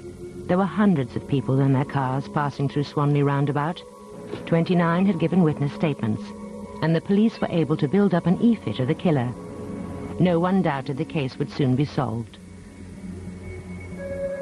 The job of solving this crime would fall to Detective Superintendent Nick Biddis. It's probably one of those that you would have thought, on the face of it, 1:20 on a Sunday, busiest roundabout in the world, the M25, quite a few witnesses that perhaps it would have been fairly straightforward to have traced the driver of the vehicle. But it was turning out to be far from straightforward. The camera on the Swanley intersection was not set up to record, and on the day of the murder was not even working. And despite the hundreds of calls, there was no good lead on the real identity of the killer from the e-fit. And of the many witnesses, no one had taken the full number plate of the Land Rover Discovery. Initial police optimism of a quick arrest vanished, as surely as the killer himself. I think it was a case of everybody thought somebody may have got the registration number of the vehicle, but nobody did. The police didn't even know the colour of the car. Different witnesses describing it as a maroon one, a green one, a blue, a black one. But of course the way the sunlight probably hits these metallic vehicles, they do look different. The only thing we could be sure of, reasonably sure of, it was an L-registered Land Rover Discovery. From the start, the police were under pressure from both the press and the public to get results. Ian Edmondson and Gary Jones were journalists at the News of the World. The police were, I think, very frustrated because they thought that they would have the name of the killer and would be able to catch that person very, very quickly. That someone would get the number plates, that they'd recognise the car, and all this information would flood in. The task facing the police was daunting. There were 17,000 L-Reg Land Rover Discoveries in the National Police computer, any one of which could have been the killer's. But which one? It was like looking for a needle in a haystack. But what seemed an overwhelming task brought an early breakthrough. One of the first local addresses they came across was that of an Anthony Francis of Bridgen Road, and yet Anthony Francis was nowhere to be found. After checking dozens of vehicles and taking thousands of statements, detectives have appealed for help in tracing one particular vehicle and its owner. A Land Rover Discovery, dark blue, grey. The registration, which is L 794 JTF. The vehicle has been traced to this address in Bexley, 10 miles from the murder scene. Its registered owner, an Anthony Francis, described as in his 20s or early 30s and stockily built, vanished several weeks ago. There was one person who would never forget the name Anthony Francis, ex-flying squad officer Anthony Brightwell. The Kent police made it known that they were looking for a man called Tony Francis in connection with the Land Rover that was at the scene of the murder of Cameron. I was absolutely totally shocked that this name was mentioned, amazed in fact, because I immediately recognised this as an alias of Kenneth Noye. Was the Anthony Francis the police were looking for really just another name for a face from the past? Kenny Noye, a man whose wealth and criminal history had occupied the headlines of the 1980s. The possibility seemed beyond belief.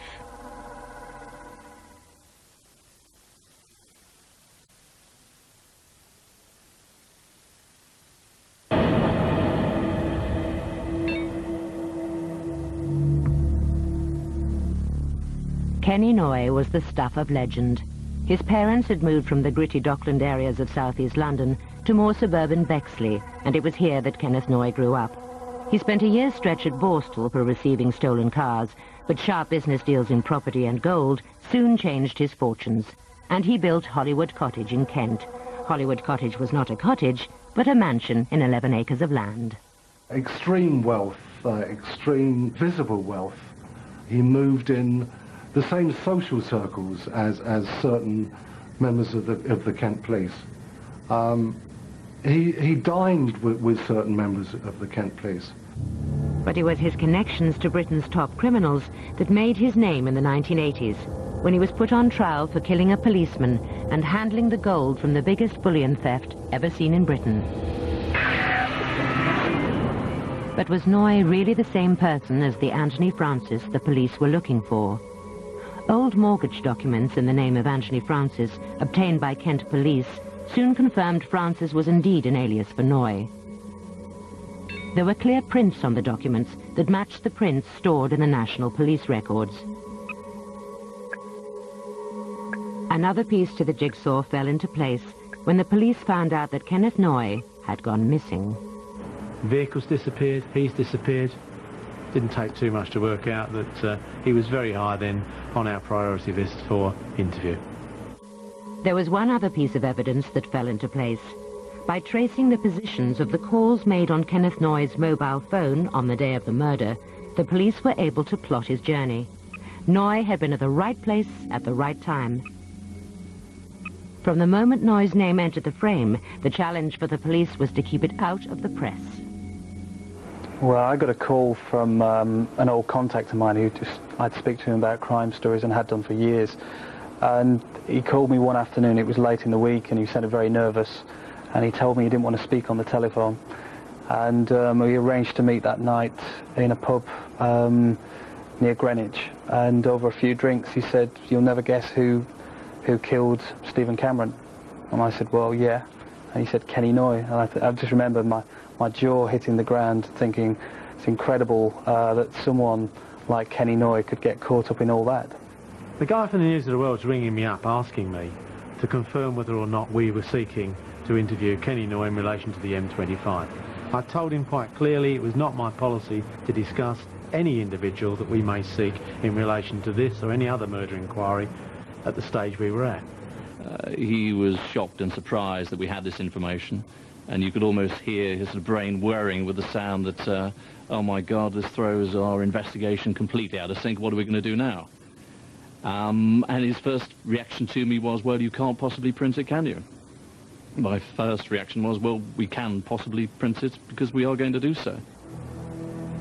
Within 36 hours, there it was, on a national Sunday newspaper, the fact that Kent police were looking for Kenny Noye, together with a photograph of Kenny Noye. Not very helpful. I was livid, absolutely livid. The police investigation would never be the same again, for Kenny Noye had a past to conjure with, a past to mesmerize both press and public. And it starts with the biggest bullion heist of the century. The bullion thieves forced their way into the top security depot beneath the Heathrow flight path just after 6 o'clock this morning. There were at least 6 of them, 3 armed with revolvers and automatic pistols. It was 1983. The robbers had escaped with 3 tons of gold worth £26 million. Ronnie Knight, who was himself later questioned about the raid, was a club owner in Soho at the time. The robbery was the talk of the town. People used to come in the club, and that's all they used to talk about. What about that? Listen to that. Oh, I might have a bit of that, and things like that. You had it from everyone, you know. So it was one of the biggest things out. You know, everyone talked about it. First on the scene at the Heathrow trading estate was Flying Squad Officer Tony Brightwell. Chairs were thrown all over the place. Handcuffs were found. Ropes were found. There was a smell of petrol in the air. One could tell immediately that there'd been an armed robbery, and a violent armed robbery at that.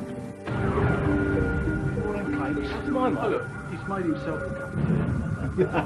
The Brinks Mat security guards had just started their work shift. They had consignments in the vaults of currency, diamonds and precious metals waiting to be shipped all over the world. Get on the floor! Now!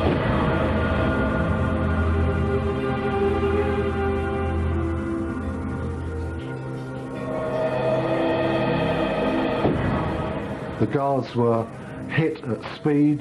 They were disorientated, shocked. Here were 3 armed men with masked faces, automatic weapons, shouting, continually shouting.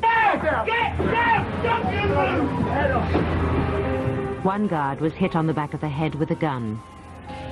Cloth bags were pulled over the guards' heads and petrol was poured over them.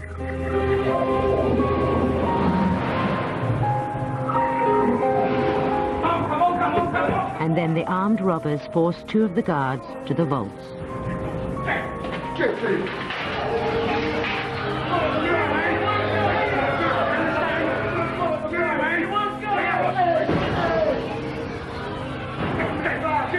In the vaults, the robbers forced the guards through the security gates and eventually through to the safes themselves. But then they hit a problem. One of the guards had forgotten the combination number. He was shaking so much when he was asked to open the safes. He had a total mental block and couldn't recall the combination number that he had locked away somewhere. Unable to get into the safes, it was almost an afterthought that they noticed the boxes lying on the floor.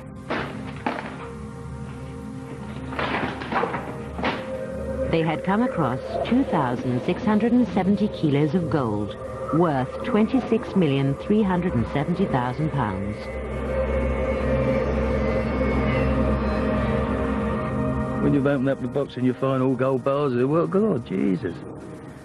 You're going to say, how are we going to get rid of it? How are we going to get it out of here? The gold was in the form of pure gold bars, stamped with special markings. It would be immediately recognizable. The gold had to be melted down, and then it had to be got rid of. And for this, they needed someone who knew the business.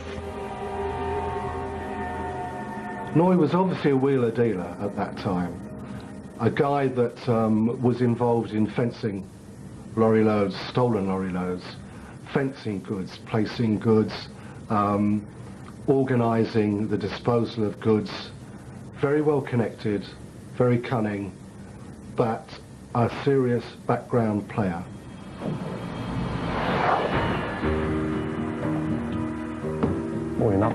Police first became suspicious of Kenneth Noye after he arrived in Jersey with £50,000 in £50 notes. He walked into a bank without an appointment and asked to buy £100,000 worth of gold. Noye was soon put under surveillance, and aerial photos were taken of Kenneth Noye's house. The grounds had old underground war bunkers and large stores. Could they hold the Brinks Mat gold? Watching movements outside Hollywood Cottage, detectives began to suspect that the visits of a man called Brian Reeder involved a handover of the gold. A fateful decision was then taken that would tear the investigation apart. Neil Murphy was one of 2 officers picked to go undercover into the grounds of Hollywood Cottage at night to find out if a handover of the gold was taking place. We were ready for a very boring evening shift. And within minutes of us being there, in fact the other two lads hadn't even gone home yet, within minutes of being there, Brian Reader turned up. So it was action time. Neil Murphy and his colleague John Fordham were trained in SAS rural surveillance techniques. We got into the position that we were aiming for, which was a position quite close to like the corner of the house, so we could see two sides of the house, we could see the cars, and the sort of place we'd be aiming for to stay the night and watch what happened. But Neil Murphy and John Fordham never got to stay the night, for barely had they got into position that things started to go wrong.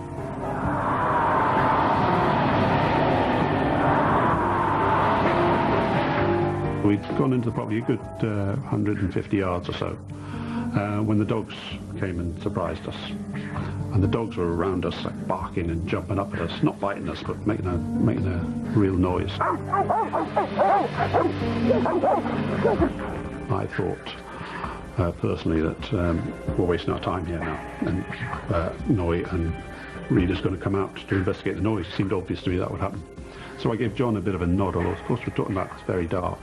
I gave John a nod to tell him that I'm going to leave here, and I assumed that he was coming with me.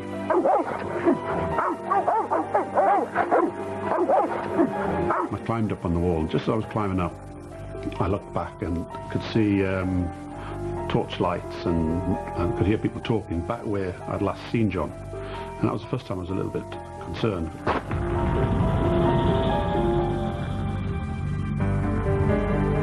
After jumping down outside the grounds, Neil Murphy made his way round to the front of Hollywood Cottage. When I approached the front of the property, I looked across into the grounds because I'd heard voices, and there was obviously something happening just inside the property on the ground.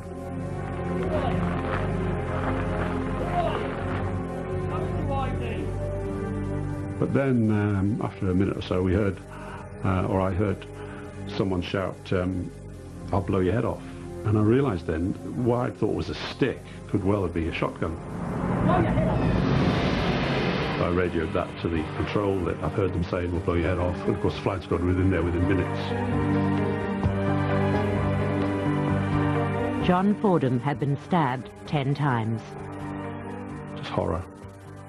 Just scared.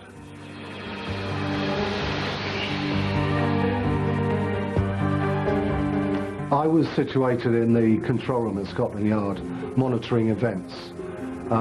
Everyone was full of great expectancy that night. We really thought we were on the verge of cracking a big case and finding out where the gold was coming from. But then all of a sudden, all hell broke loose, and it quickly became apparent, even in the control room, some several tens of miles away, that the evening had turned into a total disaster. After Kenneth Noye and Brian Reader were arrested, Neil Murphy got in the ambulance with his friend and colleague, John Fordham. Well, the journey was horrific. John's chest was moving up and down, his bare chest. It was moving up and down. And I was pleased. I remember being really chuffed with that, thinking, oh, at least he's breathing. I remember saying to the ambulance, well, you know, at least he's alive, he's breathing, it's going well. And he said to me, no, he's not. He said, that's the oxygen I'm giving him, is blowing out his lungs. He's not breathing, he's in a bad way.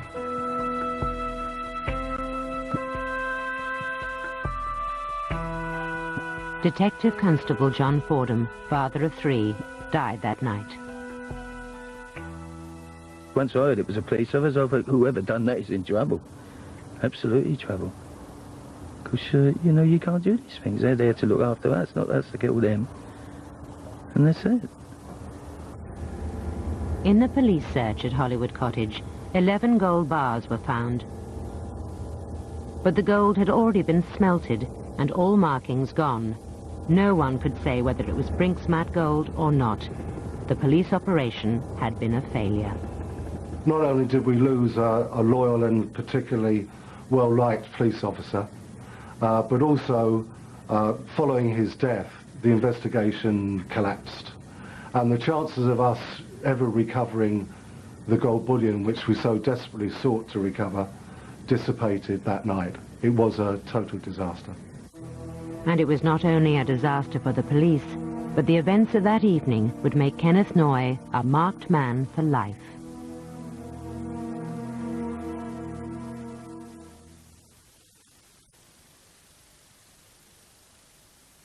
Late this afternoon, Kenneth Noye, his wife... When Noye was first arrested after the stabbing of Detective Constable Fordham, he was brought to Dartford Police Station. It was here that Anthony Brightwell came face to face with Kenny Noye for the first time. As soon as I walked in the interview room and saw Noye, he came towards me to shake my hand, which I immediately recognised as the handshake of a Freemason. And I formed the opinion that here was a man that was showing out to me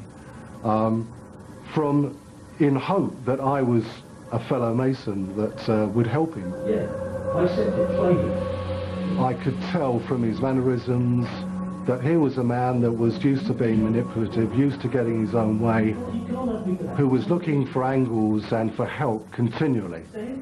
Continually throughout the interview, he was looking at ways where he could help himself in a situation where he was beyond help, basically. But the act of killing a police officer would leave no room for compromise.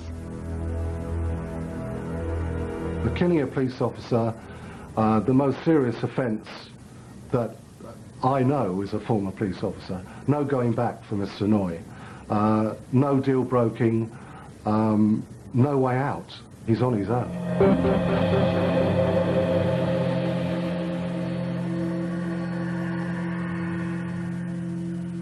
John Matthew, Noye's defence counsel, was one of the country's leading barristers at the time. He had his work cut out for him.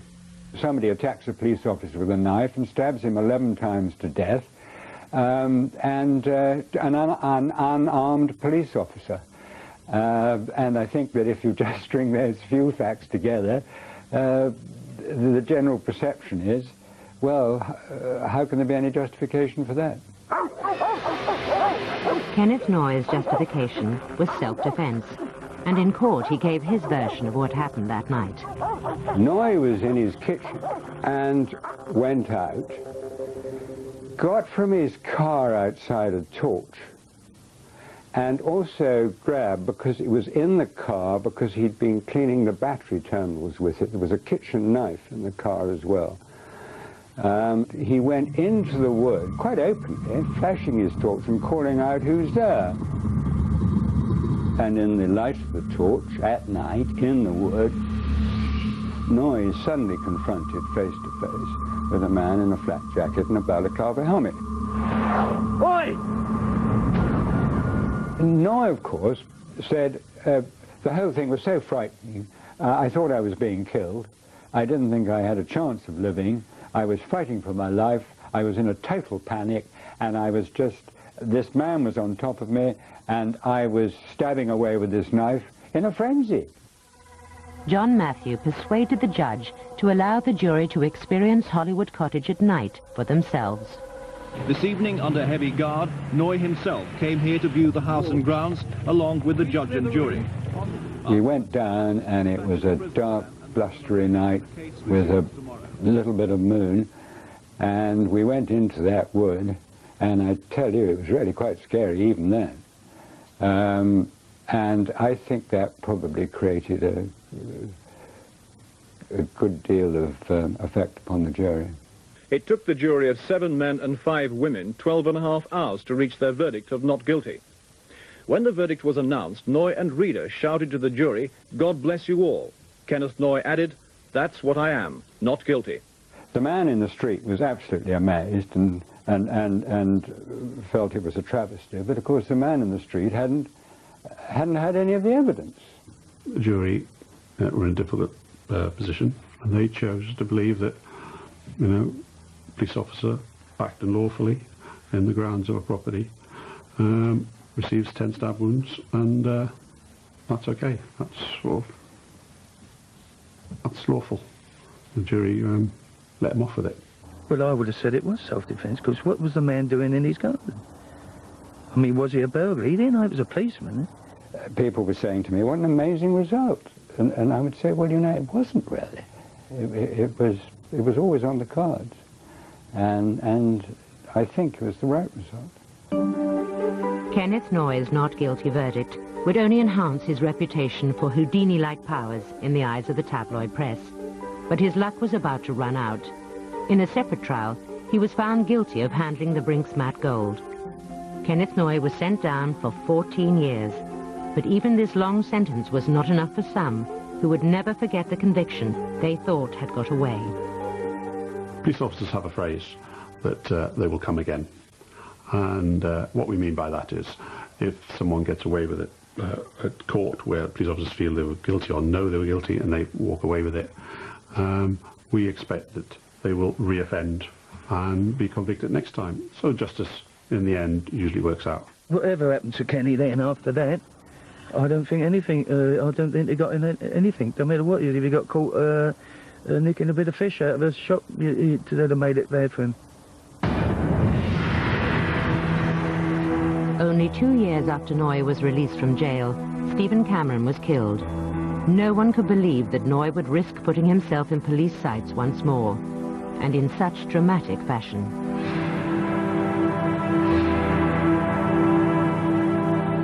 The story went into the stratosphere.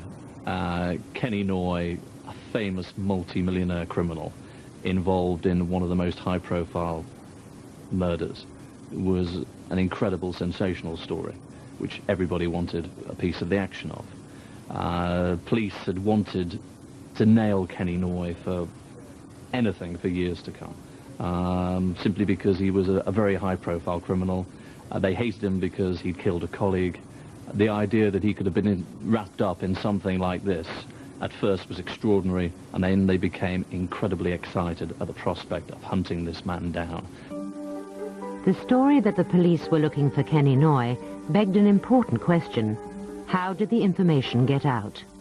I knew there were people within the police organisation that were prepared, whether it was for money or not, I don't know, but were prepared to divulge information about Kenneth Noye, a police killer, and there's still police officers who are prepared to give a national newspaper information that didn't help me when that was published.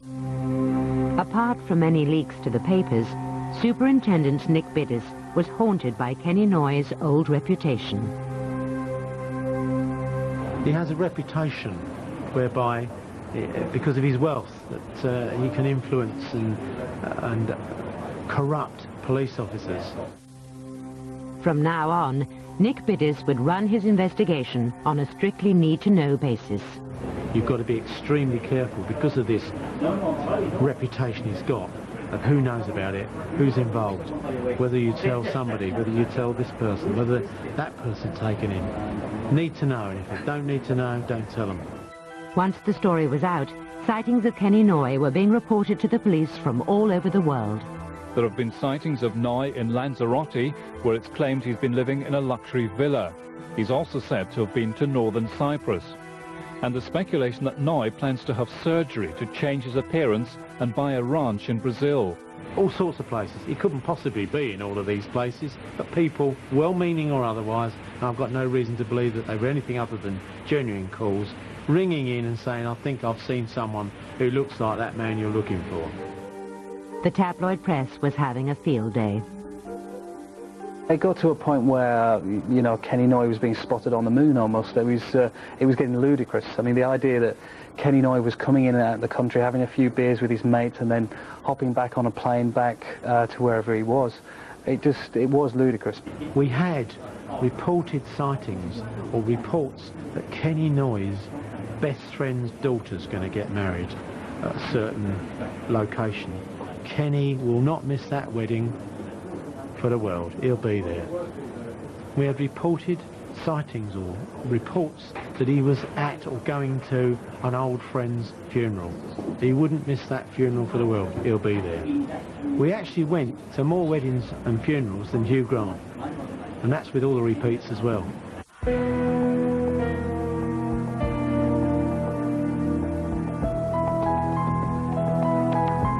Kenny Noye was as elusive as ever.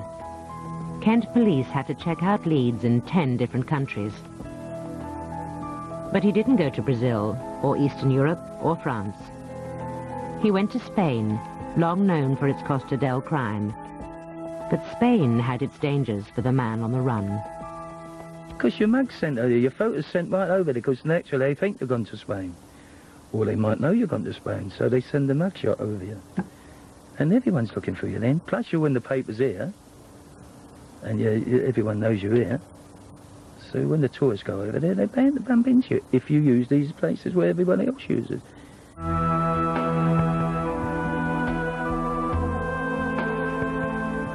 The police got a tip-off that Kenny Noye had fled not to a busy tourist area, but to the more remote southwest coast of Spain. It was one more lead to follow up. John Jesusek was one of the 2 officers who were picked to check it out. He was under strict orders to keep the operation to himself. Nobody knew apart from the SIO at the time, Mr. Bidis, that we were in actual fact going out there. I mean, we weren't even allowed to tell our families where we were going. I just couldn't afford to let anyone outside of the small amount of officers, perhaps no more than 5, know what we were doing.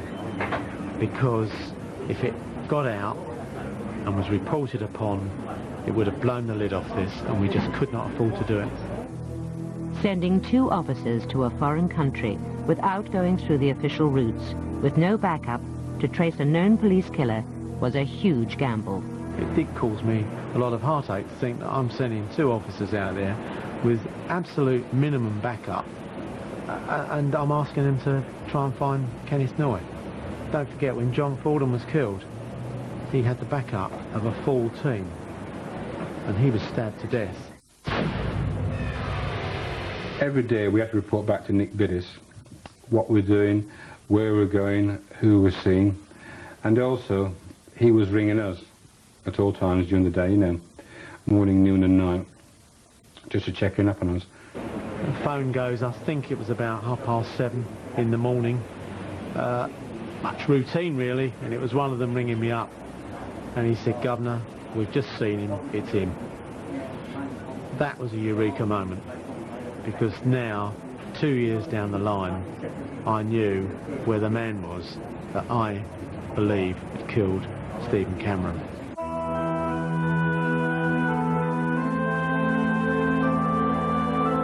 So Kent police knew where their man had gone. But how could they bring him back? To get Kenneth Noye arrested in Spain, they had to show they had enough grounds to charge him with murder.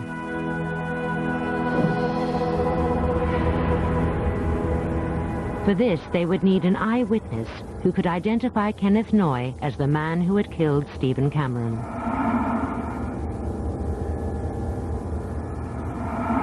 I saw his knife, and I was pleading with him not to hurt Steve, and I couldn't go near him because I felt he would hurt me. The crucial eyewitness to the killing of Stephen Cameron was his fiancé, Daniel Cable.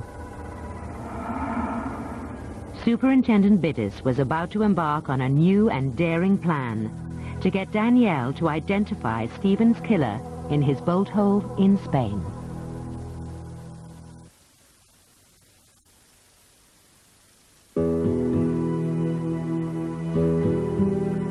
After 2 years pursuing Kenneth Noye, Nick Bidis had him in his sights, and now he wanted to bring him home. For this, he needed the prime witness, Danielle Cable, to go out to Spain to come face-to-face with the killer of her fiancé. The man who would be responsible for Danielle was Kent's ID officer. He has requested not to be identified in order to protect his family. I thought, well, this is going to be a nightmare. When you're taking out a member of the public and a critical witness to a serious offence, you really have got to be careful of her welfare as well as your own. If we went out there and our cover got blown, we'd be hung out to dry if anything did go wrong. Even Danielle wasn't told where she was going. Secrecy, once again, was paramount.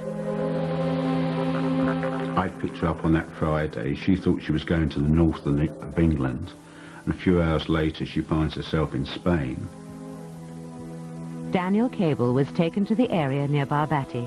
To identify Kenneth Noye in a public place would be fraught with dangers. there's so many things that can go wrong at any given moment of the day or night, because we'd have to get close enough to the suspect to give the witness an opportunity of seeing whether she could recognise him. And the nearer we got, the more danger it was of being discovered and our cover being blown. When the time came, it was in a very public place that Danielle had to attempt her identification. Keeping up the surveillance on Kenneth Noye, Kent police officers thought he had gone into a busy fish restaurant with his family and friends. It was now or never. Immediately you came into the light, you were in full view of all the customers that were sitting at the tables at the front of the restaurant. And there were no vacant tables, so we couldn't even sit down and try and blend in and then give Danielle a chance to look around. With her blonde hair, Danielle was already attracting attention. There'd be no second chances. If Danielle failed to pick the suspect out, the police officers would be going home. And then we had to walk to the left into the bar, and we couldn't go any further. Then I asked Danielle to go and stand at the open window and view the whole restaurant from that position.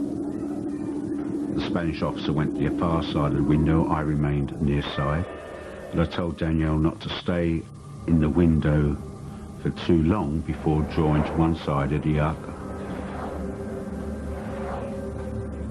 And try not to draw attention to the fact that she was looking, just glance as a matter of fact. It was on her second glance that Danielle recognized the man sitting at the end of the table.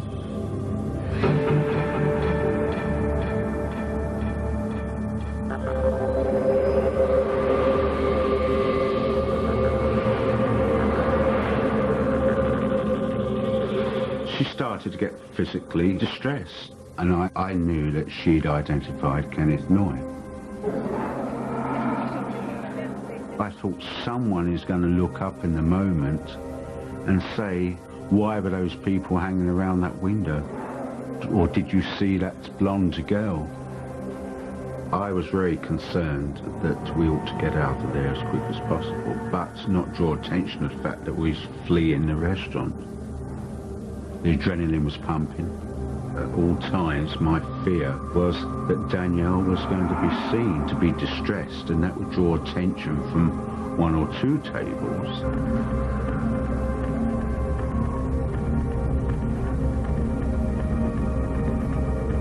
We were on our own, and we didn't know whether anybody from that table was getting up to follow us out to that car park, because we daren't look round anymore. We daren't give the game away. We just wanted to get out.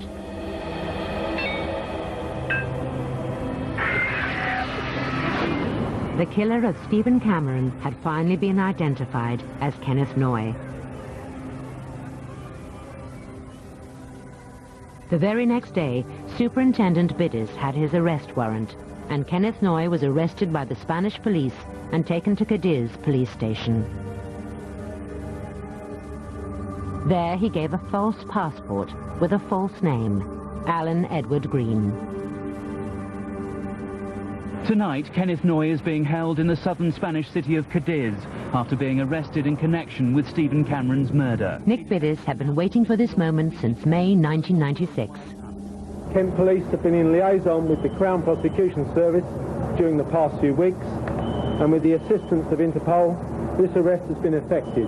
I mean, you know, Superintendent Bidders basically turned over the press. I mean, you know, he got his revenge, as it were, by pulling off, you know, what was a coup to actually sort of finally get his man, despite what he would say, you know, the press getting in his way, despite, you know, his the police informants giving wrong information, to have had all this mess, all this publicity, to have been pilloried in the press, to finally to have nailed his man on his own terms, and to get Kenny Noye. I mean, yeah, let's not forget that Kenny Noye was his ultimate prey. Noye was eventually taken back to England under armed guard to Dartford police station.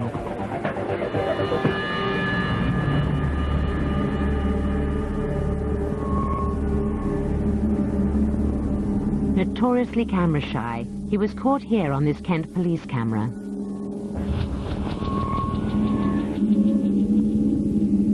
Kenneth Noye arrived at the Old Bailey with a police escort this morning. 1 year later, under heavy armed guard, Kenneth Noye stood trial at the Old Bailey for the murder of Stephen Cameron. In the witness box, Noye denied that he picked the fight in anger at Danielle's driving. Instead, he said he was the victim, not the perpetrator of rage.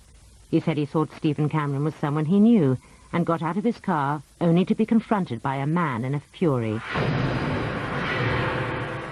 He said he got out his knife to fend off Cameron, but exhausted by a fight he could not win, and fearing that his own knife would be used against him, in desperation, he ended up stabbing him. His plea, once again, was self-defense. He had a major problem there, didn't he? Because here was somebody who now twice had killed with a knife, and both times his defense was self-defense. And of course everybody knew about the police murder, and therefore he was up against it. The jury took a day to return their verdict. 11-1, guilty. Well, of course he's been unlucky. I mean, he's had 2 things and he's had 2 fights and they both died. You can't get no luckier than that. When I heard the verdict, my basic gut reaction was, yes, thank you, justice has now been served.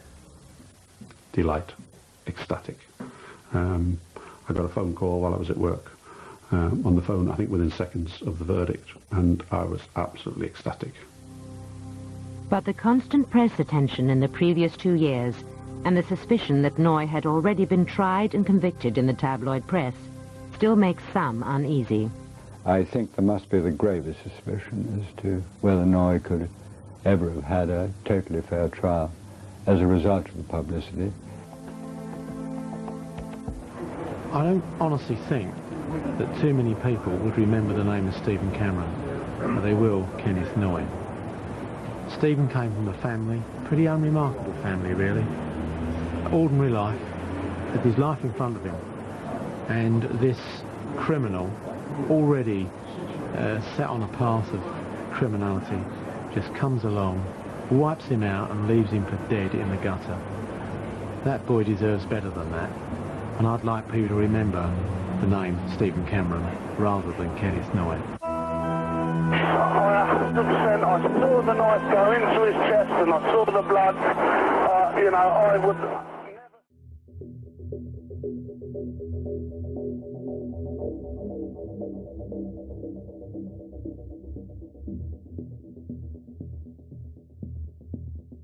Cocooned in our own little triple Cat A prison, so I used to do the cooking. Kenny used to do all the cutting up and the washing up as well. All that, yeah. So I was a chef, Kenny was the sous chef. So used to give me all the orders. Yeah. Me and Ken spent about 9 years together in prison. So from the main thing to the full Sutton, so Whitemore, full Sutton. And then I got moved to Loudon Grange. The next thing you know, Kenny's turning up at Loudon Grange. And that's where we decided to do the portrait. So it was a portrait, Kenny sat for it at the time, and we changed a few things on it to make it like a composite picture. We did the flooring, which is thingy, but it's about the Brinks Mat, you know, in the background was the gold. He used to do a bit of smelting because he used to do a bit of gold, dealing, well, a bit of gold. Brazil. A lot of gold. So he's done a good job. Yeah, I mean, he's learned a lot since when we first met, got into art, and he's not stopped since. Still doing it, and now I've come here, and the pictures are amazing. What does it mean to you? Well, it means a lot to me because we've been together all those years, and Steve's come out to nothing, and he's making a go of it, and let's hope it succeeds by selling quite a few paintings. I mean, I've seen some of the pictures when he first started painting. I think it's about 2010. Was it 2002? Yeah, and he's made a remarkable, he's done very, very well, he has now. Kenneth followed me all the way through with the degree course and everything. Yeah. Helped me out all the way through with sentence, you know, like we trained together as well in the gym. Yeah, we used to train every day. Train all the time, so... Yeah, and so as you know, practice makes perfect, and that's exactly what he's done here. He's done these pictures and made a remarkable job. So you guys seem to have like a bond for life, really. Would you say Yeah. that this picture is particularly special because of that? It's like Yeah, it is. It's special because it's Steve's picture, and it's about me, and let's hope he does well from it.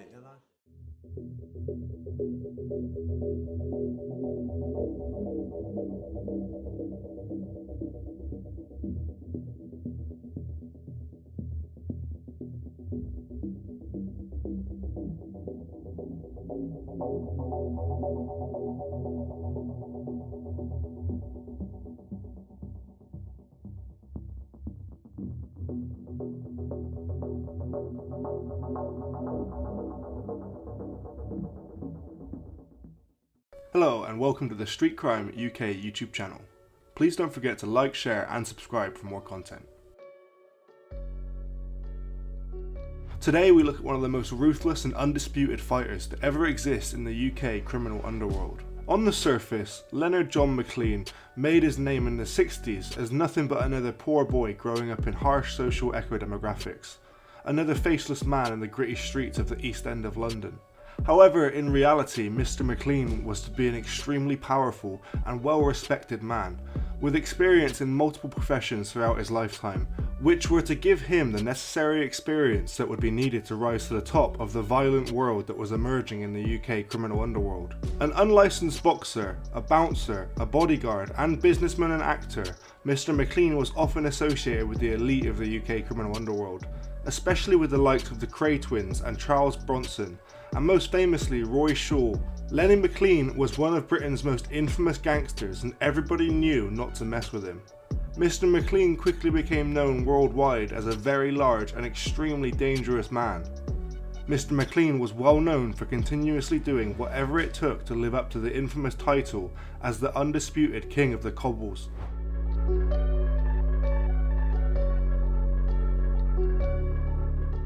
Lenny McLean was born on the 9th of April 1949 on his Nan Campion's bed, as his mum Rose and dad Lenny Sr. were living with his grandmother at 61 Gospel in Hoxton in the north of London.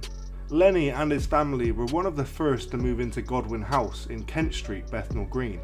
Lenny had grown up with his brothers and sisters Linda, Barry, Lorraine and Raymond. It was hardly the highest of societies. A bleak landscape of factories, poverty, and a strong sense of community, but with limited opportunities for anyone outside of crime. Leonard McLean Sr. was earning good money as a crook, helping bookmakers selling knockoff gear, and was extremely successful as a con man, doing whatever he could to make a bit of extra money for his family. Mr. McLean Sr. had been a Royal Marine during the Second World War, but had a major heart operation a year before joining. After he caught a near fatal disease in India which affected one of his arteries to his heart, giving him only 2 years to live. Mr. McLean Sr. had unfortunately died 2 years to the day of receiving the news when Lenny was still very young. Mr. McLean Sr. was buried in Stamford Hill in the Albany Park Cemetery. When Lenny went with his cousin Tony McLean to look for his father's grave, he found out that his dad had been buried in a pauper's grave, a grave with no headstone, which was common for working class men with not a lot of money to be buried at the time. His mother Rose, being a very attractive woman and now left alone to raise a family, had tried her best to raise the family alone, but during this time there was not a lot of support for a single mother who had been left alone to raise a family, but she did her best. However, as time went by, one man in particular was helping out a lot, and he'd been starting to make advances toward Rose for quite some time. Well, eventually Rose gave in and things started to get serious. Rose eventually brought this man home and introduced him as Uncle Jim, and said that Uncle Jim would be helping out now and looking after everyone. Although everyone was wary at first, he soon brought everyone gifts and was always playing games, and was to begin with at least a nice new addition to the family. However, things were about to change. Uncle Jimmy's real name was Jim Irwin, and as soon as he and Rose had tied the knot and became married, Jim Irwin became a completely different man. Mr. McLean and his younger brothers suffered greatly at the hands of their alcoholic stepfather, Mr. Irwin, who did not hesitate once he moved into the family house and put his hands on his stepsons and their mother during his years of drunken violent rages. Mr. Irwin broke Lenny's legs when he was 5, and broke his jaw when he was 6. When he was 7, he broke all of his ribs. He bashed a young Mr. McLean around right about until he was 12. Mr. McLean explained in his biography. This was a completely different society to the one we know today, and there was no child line for children who were in trouble to ring. In fact, you had to be quite well off to even have a house phone. Lenny even explains that his mother knew what was happening, but being a single mother with 5 children, this man was paying the rent and putting food on the table. Unfortunately, it was a time where little opinions existed for single parents. Worse still for one in a terrible domestic abuse situation. Mr. McLean had suffered several broken bones at the hands of Mr. Irwin. However, when Mr. Irwin had now gone a step too far and dared to attack Mr. McLean's infant brother with a belt, when Mr. McLean's nan found out, she called her brother Lenny's great uncle, Mr. Jimmy Spinks, who was himself a notorious local gangster, weighing in at 21 stone and standing at 5'9". He was described as an extremely powerful man, and once he had heard what had happened, he was not too impressed to say the least. Mr. Spinks then took it upon himself to find and proceed to beat Mr. Irwin within an inch of his life, threatening to leave his face a mess, or better still, cut his throat should he ever need to come back to the house to protect the children again. And with that beating and realisation that his drunken cowardly behaviour would no longer be tolerated within the family home, Mr. Irwin got his stuff and disappeared.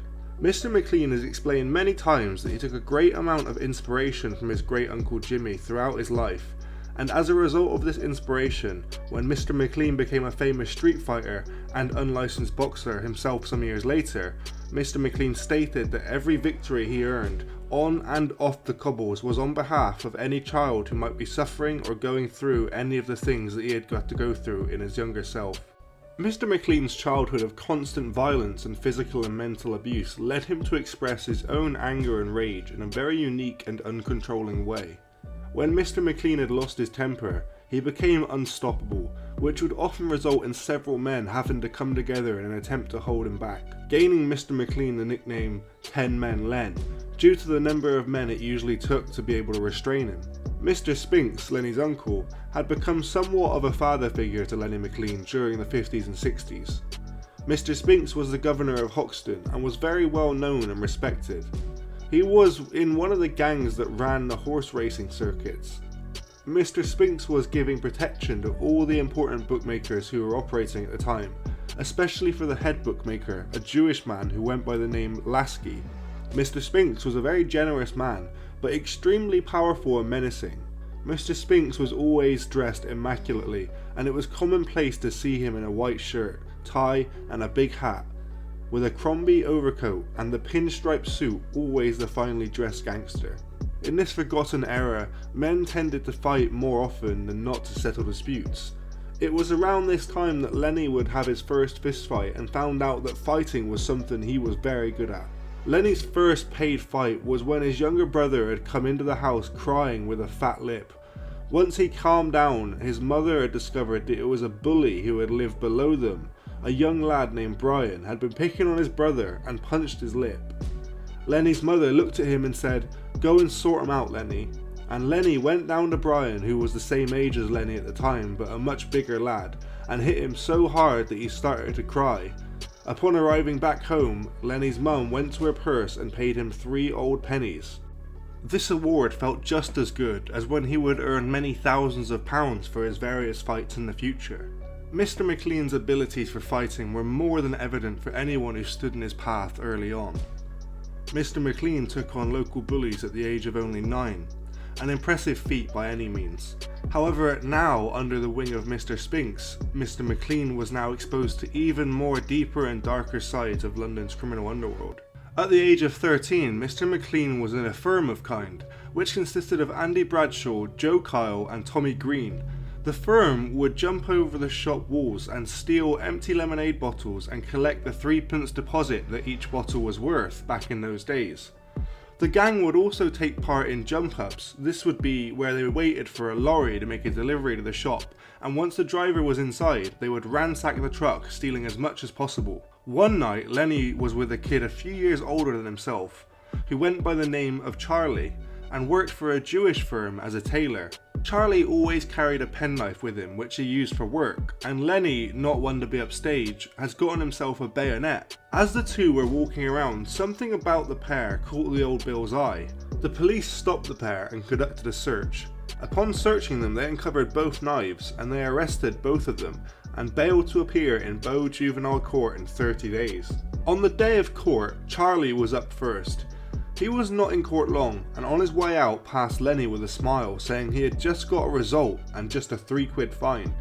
When Lenny went up against the judge, he was sentenced to 3 years in an approved school. Mr. McLean was then took to Stanford House, where he would be assessed and designated to an approved school to serve his sentence. When Lenny got to Stanford House, he was told by others that people were calling him out and saying that he was afraid. Lenny told the people to send a message back saying that he wasn't afraid of anyone. One afternoon of Friday, when the people who were staying at Stanford House were allowed to play out, Lenny was approached by the leader of the gang who ran the school, and a small scuffle broke out but was interrupted by the teachers. The teacher said, "You know the rules, if you want to fight it's in the ring, meet at the gym at 3 o'clock or both of you are on detention." Mr. McLean did not know at the time, but all fights within the school were settled inside a boxing ring on a Saturday afternoon, where the whole school would be there to watch. Mr. McLean beat the gang leader in 2 rounds, and both fighters were called to the desk to collect their prize, which was an apple or an orange. The winner got to pick first. The two became close friends, and both went on to run after escaping from the school one day. But after 2 days of walking with no food and no money, they decided to give themselves in. And for this escape, they received a punishment described by Mr. McLean as 6 of the best, 2 on each hand and 2 on the backside, as well as a loss of privileges. All in all, Mr. McLean had served 18 months and was released by the age of 15. He had now reached the end of school age, and it was now decided to find a job after Mr. McLean was fired from his first legitimate job after locking his manager in the toilet as a prank. Mr. McLean realised that he had to do something else and turned back to the streets, committing petty crime to make a living. Lenny and his cousin Tony had gotten involved in a scam robbery of a shoe shop. Everything went well, but once the word had gotten out about the scam, others tried muscling in and the entire scam was exposed and the police got involved. Mr. McLean was back in front of the court, this time with his cousin Tony. Accompanying Lenny and Tony were Lenny's mum Rose, Lenny's grandmother who had raised Tony, as well as Lenny's uncle Bobby Warren. Bobby Warren is the dad to the now infamous boxing promoter Frank Warren, which has made Lenny and Frank cousins. Bobby Warren was also known as a quiet man who never took liberties. He was certainly no stranger to prison, and had ended up serving 7 years back in the 50s, along with Mad Frankie Frazier for being involved in the murder of Jack Spot.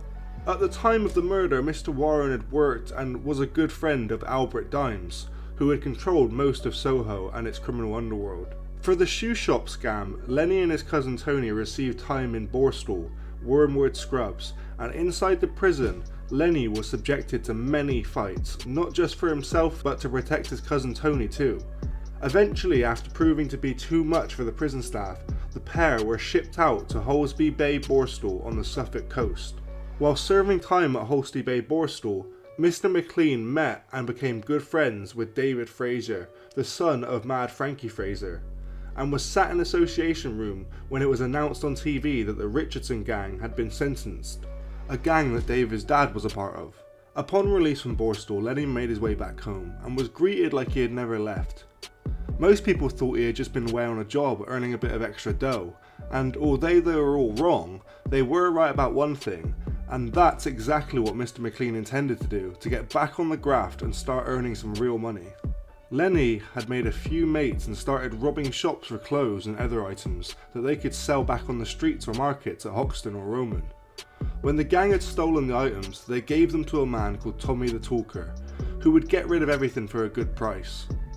Some of the robberies would have the gang up until the early hours of the morning, and Lenny would be in bed when he eventually got home well into the afternoon. One afternoon, Lenny felt a bang on his head so hard he thought the ceiling had collapsed. When he opened his eye, he realised it was not the ceiling, but in fact Jim Irwin, who was shouting, saying, "It's 3 o'clock, this isn't no hotel." Now at this point, Mr. McLean was a big lad, and already had a lot of fighting experience, beating up half the bouncers on the West End. So this was a big mistake, and Lenny got up and beat Mr. Irwin up. And Mr. McLean says in his autobiography that if the room hadn't been bigger, his mum had not come running upstairs, he would have seriously hurt Mr. Irwin that day. His mum agreed that he had it coming, but pleaded with him not to hurt Mr. Irwin again. Lenny agreed on one condition, that Mr. Irwin never picked his hand on anyone in the house again. Around this time, Lenny started drinking in the Standard on Kingsland Road, and one night was having a drink with the governor's son, Sid, when in came a beautiful young woman with blonde hair. Lenny went over and introduced himself, and found out her name was Val. Lenny asked her for a drink, and the rest is history. The pair had dated for around 12 to 14 months, and when Lenny was 20 and Val was 18, they both decided to get married at Mayor Street Registry Office over Hackney Way, and after a party at Lenny's mum's place, they were happily married. The newlywed couple found a place to live in George's Square, round the back of Old Street, and had rented out 2 rooms. Val asked Lenny to find a proper job so that they could have some security in the future, and so Lenny took a job in a clothes factory in Curtin Grove, not far from his house. Mr. McLean explains how the money he was paid was not the best, but he managed to find a few extra little earners at work to top his wages up. However, it wasn't long until these little earners got McLean in a bit of trouble, and he ended up losing his job. Mr. McLean reportedly described his family as his rock, and he's explained many times that his family existence helped him to reject a life that was solely devoted to crime, showing a slightly softer side from his usual cold demeanour. Lenny's wife Val has stated that he was so different from his image and was devoted to the kids and me. We were a little separate world that he kept away from all the violence and fighting. With his kids, Mr. McLean's volatile nature became truly evident, as his mental illness showed in his actions towards his kids. Mr. McLean would buy Kelly 30 chocolate Easter eggs, but fly into a rage if she chewed her dinner too loudly. He lacked control of his emotions and would often switch quickly, which she suggested had her and her family living in fear. In her own book, daughter Kelly, a mother of 2, explained that she had been diagnosed with bipolar disorder, and says doctors told her that Mr. McLean likely had a version of the disorder himself, which would explain the erratic behaviour and the anger presented heavily in Mr. McLean's fighting and lifestyle. 2 years later, Mr. McLean took a dark turn following his mother's death. Turning to drink, Mr. McLean made it his mission to cause trouble in as many pubs as he could, violence being the only manner in which he could express himself. In his documentary, Jamie McLean recounts a story, The Governor, where Lenny McLean, heavily intoxicated, fought a man named Jimmy Briggs over a dispute with a girl. After breaking both of his hands on Mr. Briggs' face, Mr. McLean used his teeth to bite through Mr. Briggs' windpipe, nearly killing him on the street. Mr. Briggs fortunately did survive following surgery, and Mr. McLean very narrowly avoided prison.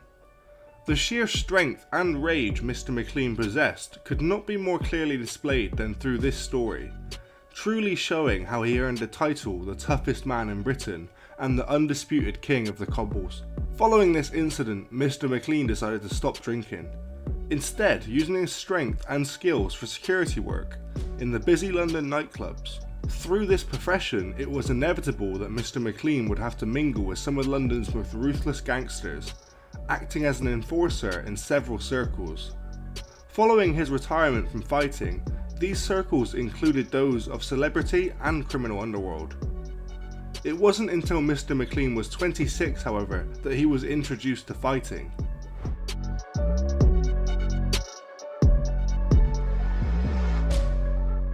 Mr. McLean's first unlicensed boxing match came about as a result of a chance meeting that he had whilst in his late teens. When his car broke down in Blackwell Tunnel, he abandoned it and went to buy a replacement from a local criminal associate known as Kenny Mac, a gypsy used car salesman who worked in Kingsland Road, Hackney. Lenny brought a car and drove away, only to find out that the replacement would quickly fail too. A very angry Mr. McLean returned to Mr. Mac later that day to demand his money back, but instead of refunding Mr. McLean, Mr. Mac offered to give Mr. McLean a brand new car in exchange for him fighting in one of Mr. Mac's unlicensed boxing bouts that was to be taking place later that night in Mac's yard. Mr. McLean's immeasurable strength was too much for his opponent, who it was reported had lasted less than a minute against Lenny, earning Mr. McLean £500 cash and a new car, a considerable prize at the time. Soon thereafter this first fight, Mr. Mac and Mr. McLean became friends, with Mr. Mac acting as Mr. McLean's manager on several occasions in future fights. When Frank Warren formed the National Boxing Council in the 1970s, it allowed the toughest underground fighters in Britain an opportunity to compete legally. However, Lenny was Frank's cousin, and in recent years Mr. Warren has spoken extensively that in his eyes Mr. McLean was a terrible bully, even though Lenny gave Mr. Warren his first chance to promote a fight, and most probably gave a young Mr. Warren a considerable amount of protection in a very violent and unpredictable world. Mr. McLean faced a problem a lot of fighters face when they want more money for all the risk that they have taken, and this still happens to this day, but you can imagine the percentages of pay cuts were a lot worse back in the beginning. However, Frank was now calling the shots, and Mr. McLean was burdened with an extensive criminal record. One that ensured that along with his cousin, who was the head of the Boxing Council board, that Mr. McLean would never in any circumstance have an opportunity to become a licensed boxer. As such, Mr. McLean was left with no choice but to enter the world of unlicensed boxing, and he quickly became one of its biggest stars and built up somewhat of a fearsome reputation in the industry. Throughout his fighting career, Mr. McLean had upwards of 2,000 fights, with Lenny himself predicting some 4,000 fights under his belt over the 4 decades that Mr. McLean had been active, both inside and outside of the ring. On one occasion, Mr. McLean was flown to New York on a special request to fight a Mafia Don's champion, a 24 stone, 6 foot, 8 inch unbeaten unit who was called John McCormick. However, Mr. McLean's sheer strength rendered him unconscious in minutes, with Lenny hitting him so hard that he managed to break both his hands during the fight. Over all his fights, one opponent in particular stood out. That was his legendary nemesis, Mr. Roy Shaw. A firm hatred began between the two, and Mr. Shaw had an equally brutal and ruthless reputation for violence to Mr. McLean, spending his adult life in prison, as well as in Broadmoor, having been declared too insane to function in a normal prison setting. Whilst Mr. McLean had become an underworld enforcer and unlicensed boxing powerhouse, his name was feared up and down the country. Mr. McLean's reputation for being a psychopath only furthered his career, referring to himself as the Governor, a name which ironically Lenny McLean's stepfather had also used.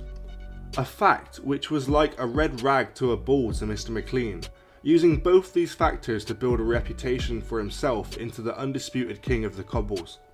For Mr. McLean, as soon as Mr. Shaw was released from prison, he would become an obvious foe, and for Mr. Shaw, if he wanted the title as the hardest man in Britain, well, he had to beat Mr. McLean to claim the title. In their first meeting, Mr. McLean was woefully unprepared for what came from an older and more skilled fighter, Roy the Mean Machine Shaw, and lost quickly to Mr. Shaw in his first fight, but was hasty to arrange a rematch, but this time things would be a lot different. Lenny had now realised that his anger and brute strength was not always going to be enough in a fight, and he would now have to actually train for a fight, something Lenny had never done. It now became clear to Mr. McLean that if he trained, he could be an even better version of himself. In the rematch, Mr. McLean was a completely different fighter and destroyed his opponent, this time having actually trained for his fight in a makeshift gym. Lenny, at one point, hit his opponent so hard that in the second round Mr. McLean had knocked Mr. Shaw completely out of the ring, disqualifying Mr. Shaw almost immediately. In their third match, Mr. Shaw hardly stood a chance against the now well-trained and very well adapted to a new style of fighting Mr. McLean, who did not hesitate to exhibit his newfound strength that he could come to be known for against his old enemy Roy Shaw. As a nearly unconscious Mr. Shaw was helped to his feet, Mr. McLean could be heard shouting from the ring, "I'm the Governor," taking Mr. Shaw's nickname. The name is the one only given to the best fighter in the UK. Lenny was the Governor and never lost the title.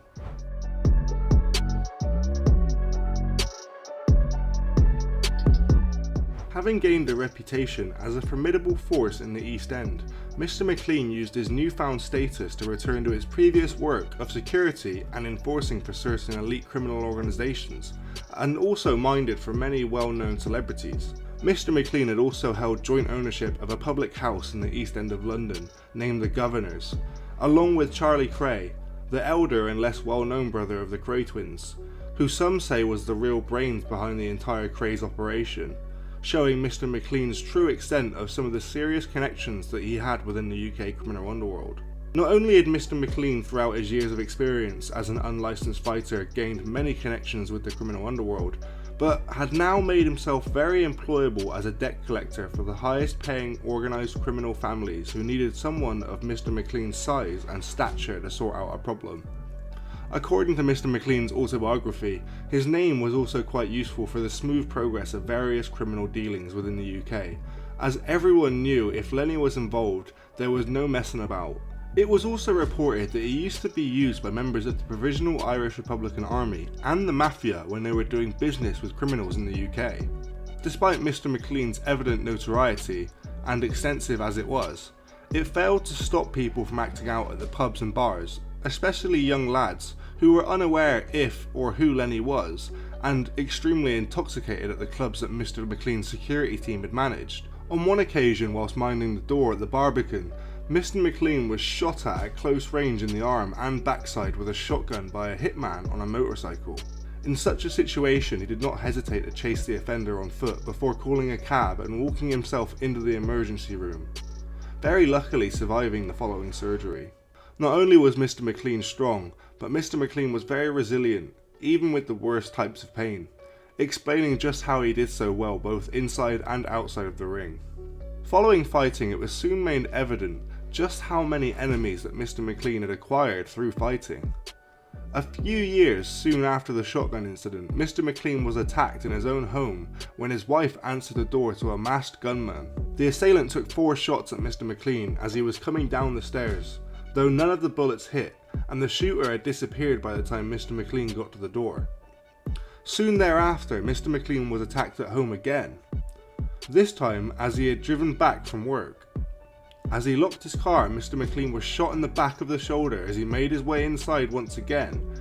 Mr. McLean again survived, but this time not even attempting a hospital visit. Mr. McLean was now extremely upset and would later discover that one man was responsible for both attacks at his home. Upon receiving this information, and only now in a fit of rage, Mr. McLean got his stuff and decided to track him down. The man Mr. McLean was looking for was Billy Quinn, a boxer and drug addict who Mr. McLean had apparently humiliated by giving him a beating, showing him just how dangerous his enemies from the fighting world could be. A potential life sentence if someone wanted to take it personal. However, no matter how hard Mr. McLean looked, he could not find Billy Quinn, and so for now, Mr. McLean tried to stay busy and focus on other things. He had a fight coming up with the Mountain York and was training and getting ready for his fight when one day somebody came in and told Lenny that Mr. Quinn was in the other room and was sat there with a grin on his face, but that Mr. McLean was unable to go into that room because there was a door blocking the room. Mr. McLean ripped the door off and confronted Mr. Quinn, who had gone pale and dropped to his knees upon seeing Mr. McLean fly inside the room in a fit of rage. He begged for mercy, explaining that he was on the gear and he had done that in an act of moment of madness and he would do anything for forgiveness. From there, all that I know is that Mr. McLean shook his hand and accepted his apology. Within a few months, Mr. Quinn was found dead and his murder is still unsolved to this day. Lenny was arrested in connection with the crime but denied any involvement and was cleared of any wrongdoing. Around this time, many people had made an attempt on Mr. McLean's life. It was beginning to become a regular occurrence. One of Lenny's friends had came to him and told him that there was a car driving around the manor with 4 guys who wanted to shoot Mr. McLean. Mr. McLean grabbed his friend and asked why he didn't tell them that he is not a hard man to find, as he drinks in the Green Man pub every day. On another occasion, Lenny was drinking in the Green Man when a friend who was running late, known as Johnny Price, asked to borrow Lenny's car so he could get to where he needed and back. He wouldn't be long, and he would chuck Lenny a drink for his troubles. Mr. McLean agreed, but warned Mr. Price to hurry up as he didn't want to be sat around waiting to go home. Hours went by and Mr. Price had still not returned, and Mr. McLean, who by this point had quite a few drinks, was starting to get very angry. As he was about to get up and inquire where Mr. Price had gone, another friend ran into the pub and explained that Mr. Price had gone to another pub called the Noye. However, upon arrival, another car pulled up and shot Mr. Price in the back of the legs. In his work, Mr. McLean was known for taking the motto, "Treat kindness with kindness, but treat violence with violence," a motto Mr. McLean displayed all too well in numerous fights that he got into with work. One of these fights landed Mr. McLean in prison. In 1992, while working the Hippodrome in Leicester Square, London, Mr. McLean removed a disruptive man by the name of Gary Humphreys, reportedly on drugs, for streaking and harassing women. Mr. McLean admittedly broke the man's jaw in a scuffle. However, Mr. Humphreys died later that night from the severe neck injuries, and Mr. McLean was arrested for the murder of Mr. Humphreys by the same policeman who had caught the Cray twins, Superintendent Leonard Nipper Reed. Mr. McLean assumed the arrest had been made due to a personal vendetta from the officer on account of the close connection between the Crays and himself. Though the neck injuries were ultimately found to be the cause of death, and caused by the police that arrested the man after that night, Mr. McLean was arrested for grievous bodily harm and sentenced to 18 months. Mr. McLean was also a kind-hearted man, often helping the people in his area when they were struggling. Jamie McLean recounts a story speaking of a woman who had contacted him to tell him that Mr. McLean had helped her out of her homelessness when she was sleeping outside Camden Palace, helping her to get a job and secure a room at her workplace so she was off the streets and able to save money up. The woman reportedly credits Mr. McLean with saving her life by getting her off the streets. Despite his criminal lifestyle and background, Mr. McLean's position as a supportive member of society cannot be understated, as he took care of those around him in his area. Also in this time, Mr. McLean branched out both into acting and singing, appearing prominently in a television documentary on nightclub security staff titled Bounce Behind the Velvet Rope, and playing a brief unbilled cameo as a ringside spectator in the drama film The Craze 1990, based on his acquaintances, as well as releasing an Elvis cover in 1992. His largest and most famous role was in Guy Ritchie's Lock, Stock and Two Smoking Barrels in 1998, playing the part of criminal enforcer Barry the Baptist. Mr. McLean took a turn from violence. He instead turned to writing, working with author Peter Gerrard to write an autobiography called The Governor, published roughly 6 months before his death. It soon became a bestseller, selling over 3 million copies, prompting several sequels to be written after his passing by acquaintances. During the filming of Guy Ritchie's Lock, Stock and Two Smoking Barrels, Mr. McLean was struck ill by what he believed to be the flu. Mr. McLean was subsequently diagnosed with pleurisy, although further X-ray examination proved he was suffering from lung cancer. Mr. McLean died shortly afterward on 28th of July 1998 in Bexley, a few weeks prior to the release of the film he is most well known for his appearance in. Mr. McLean's son, Jamie, later said of his father, "My dad wasn't a born fighter. He was uneducated and a product of his upbringing, traumatized by what he had been through, and probably had mental health problems as a result of all of that. But fighting was all he knew." Regardless of the personal opinion, the legacy and story left behind by Lenny McLean will never be forgotten about in the UK criminal underworld. Thanks for joining us today. If you enjoyed the video, don't forget to give it a like and a share, and leave any thoughts or suggestions you have in the comments section. We love to read through them all.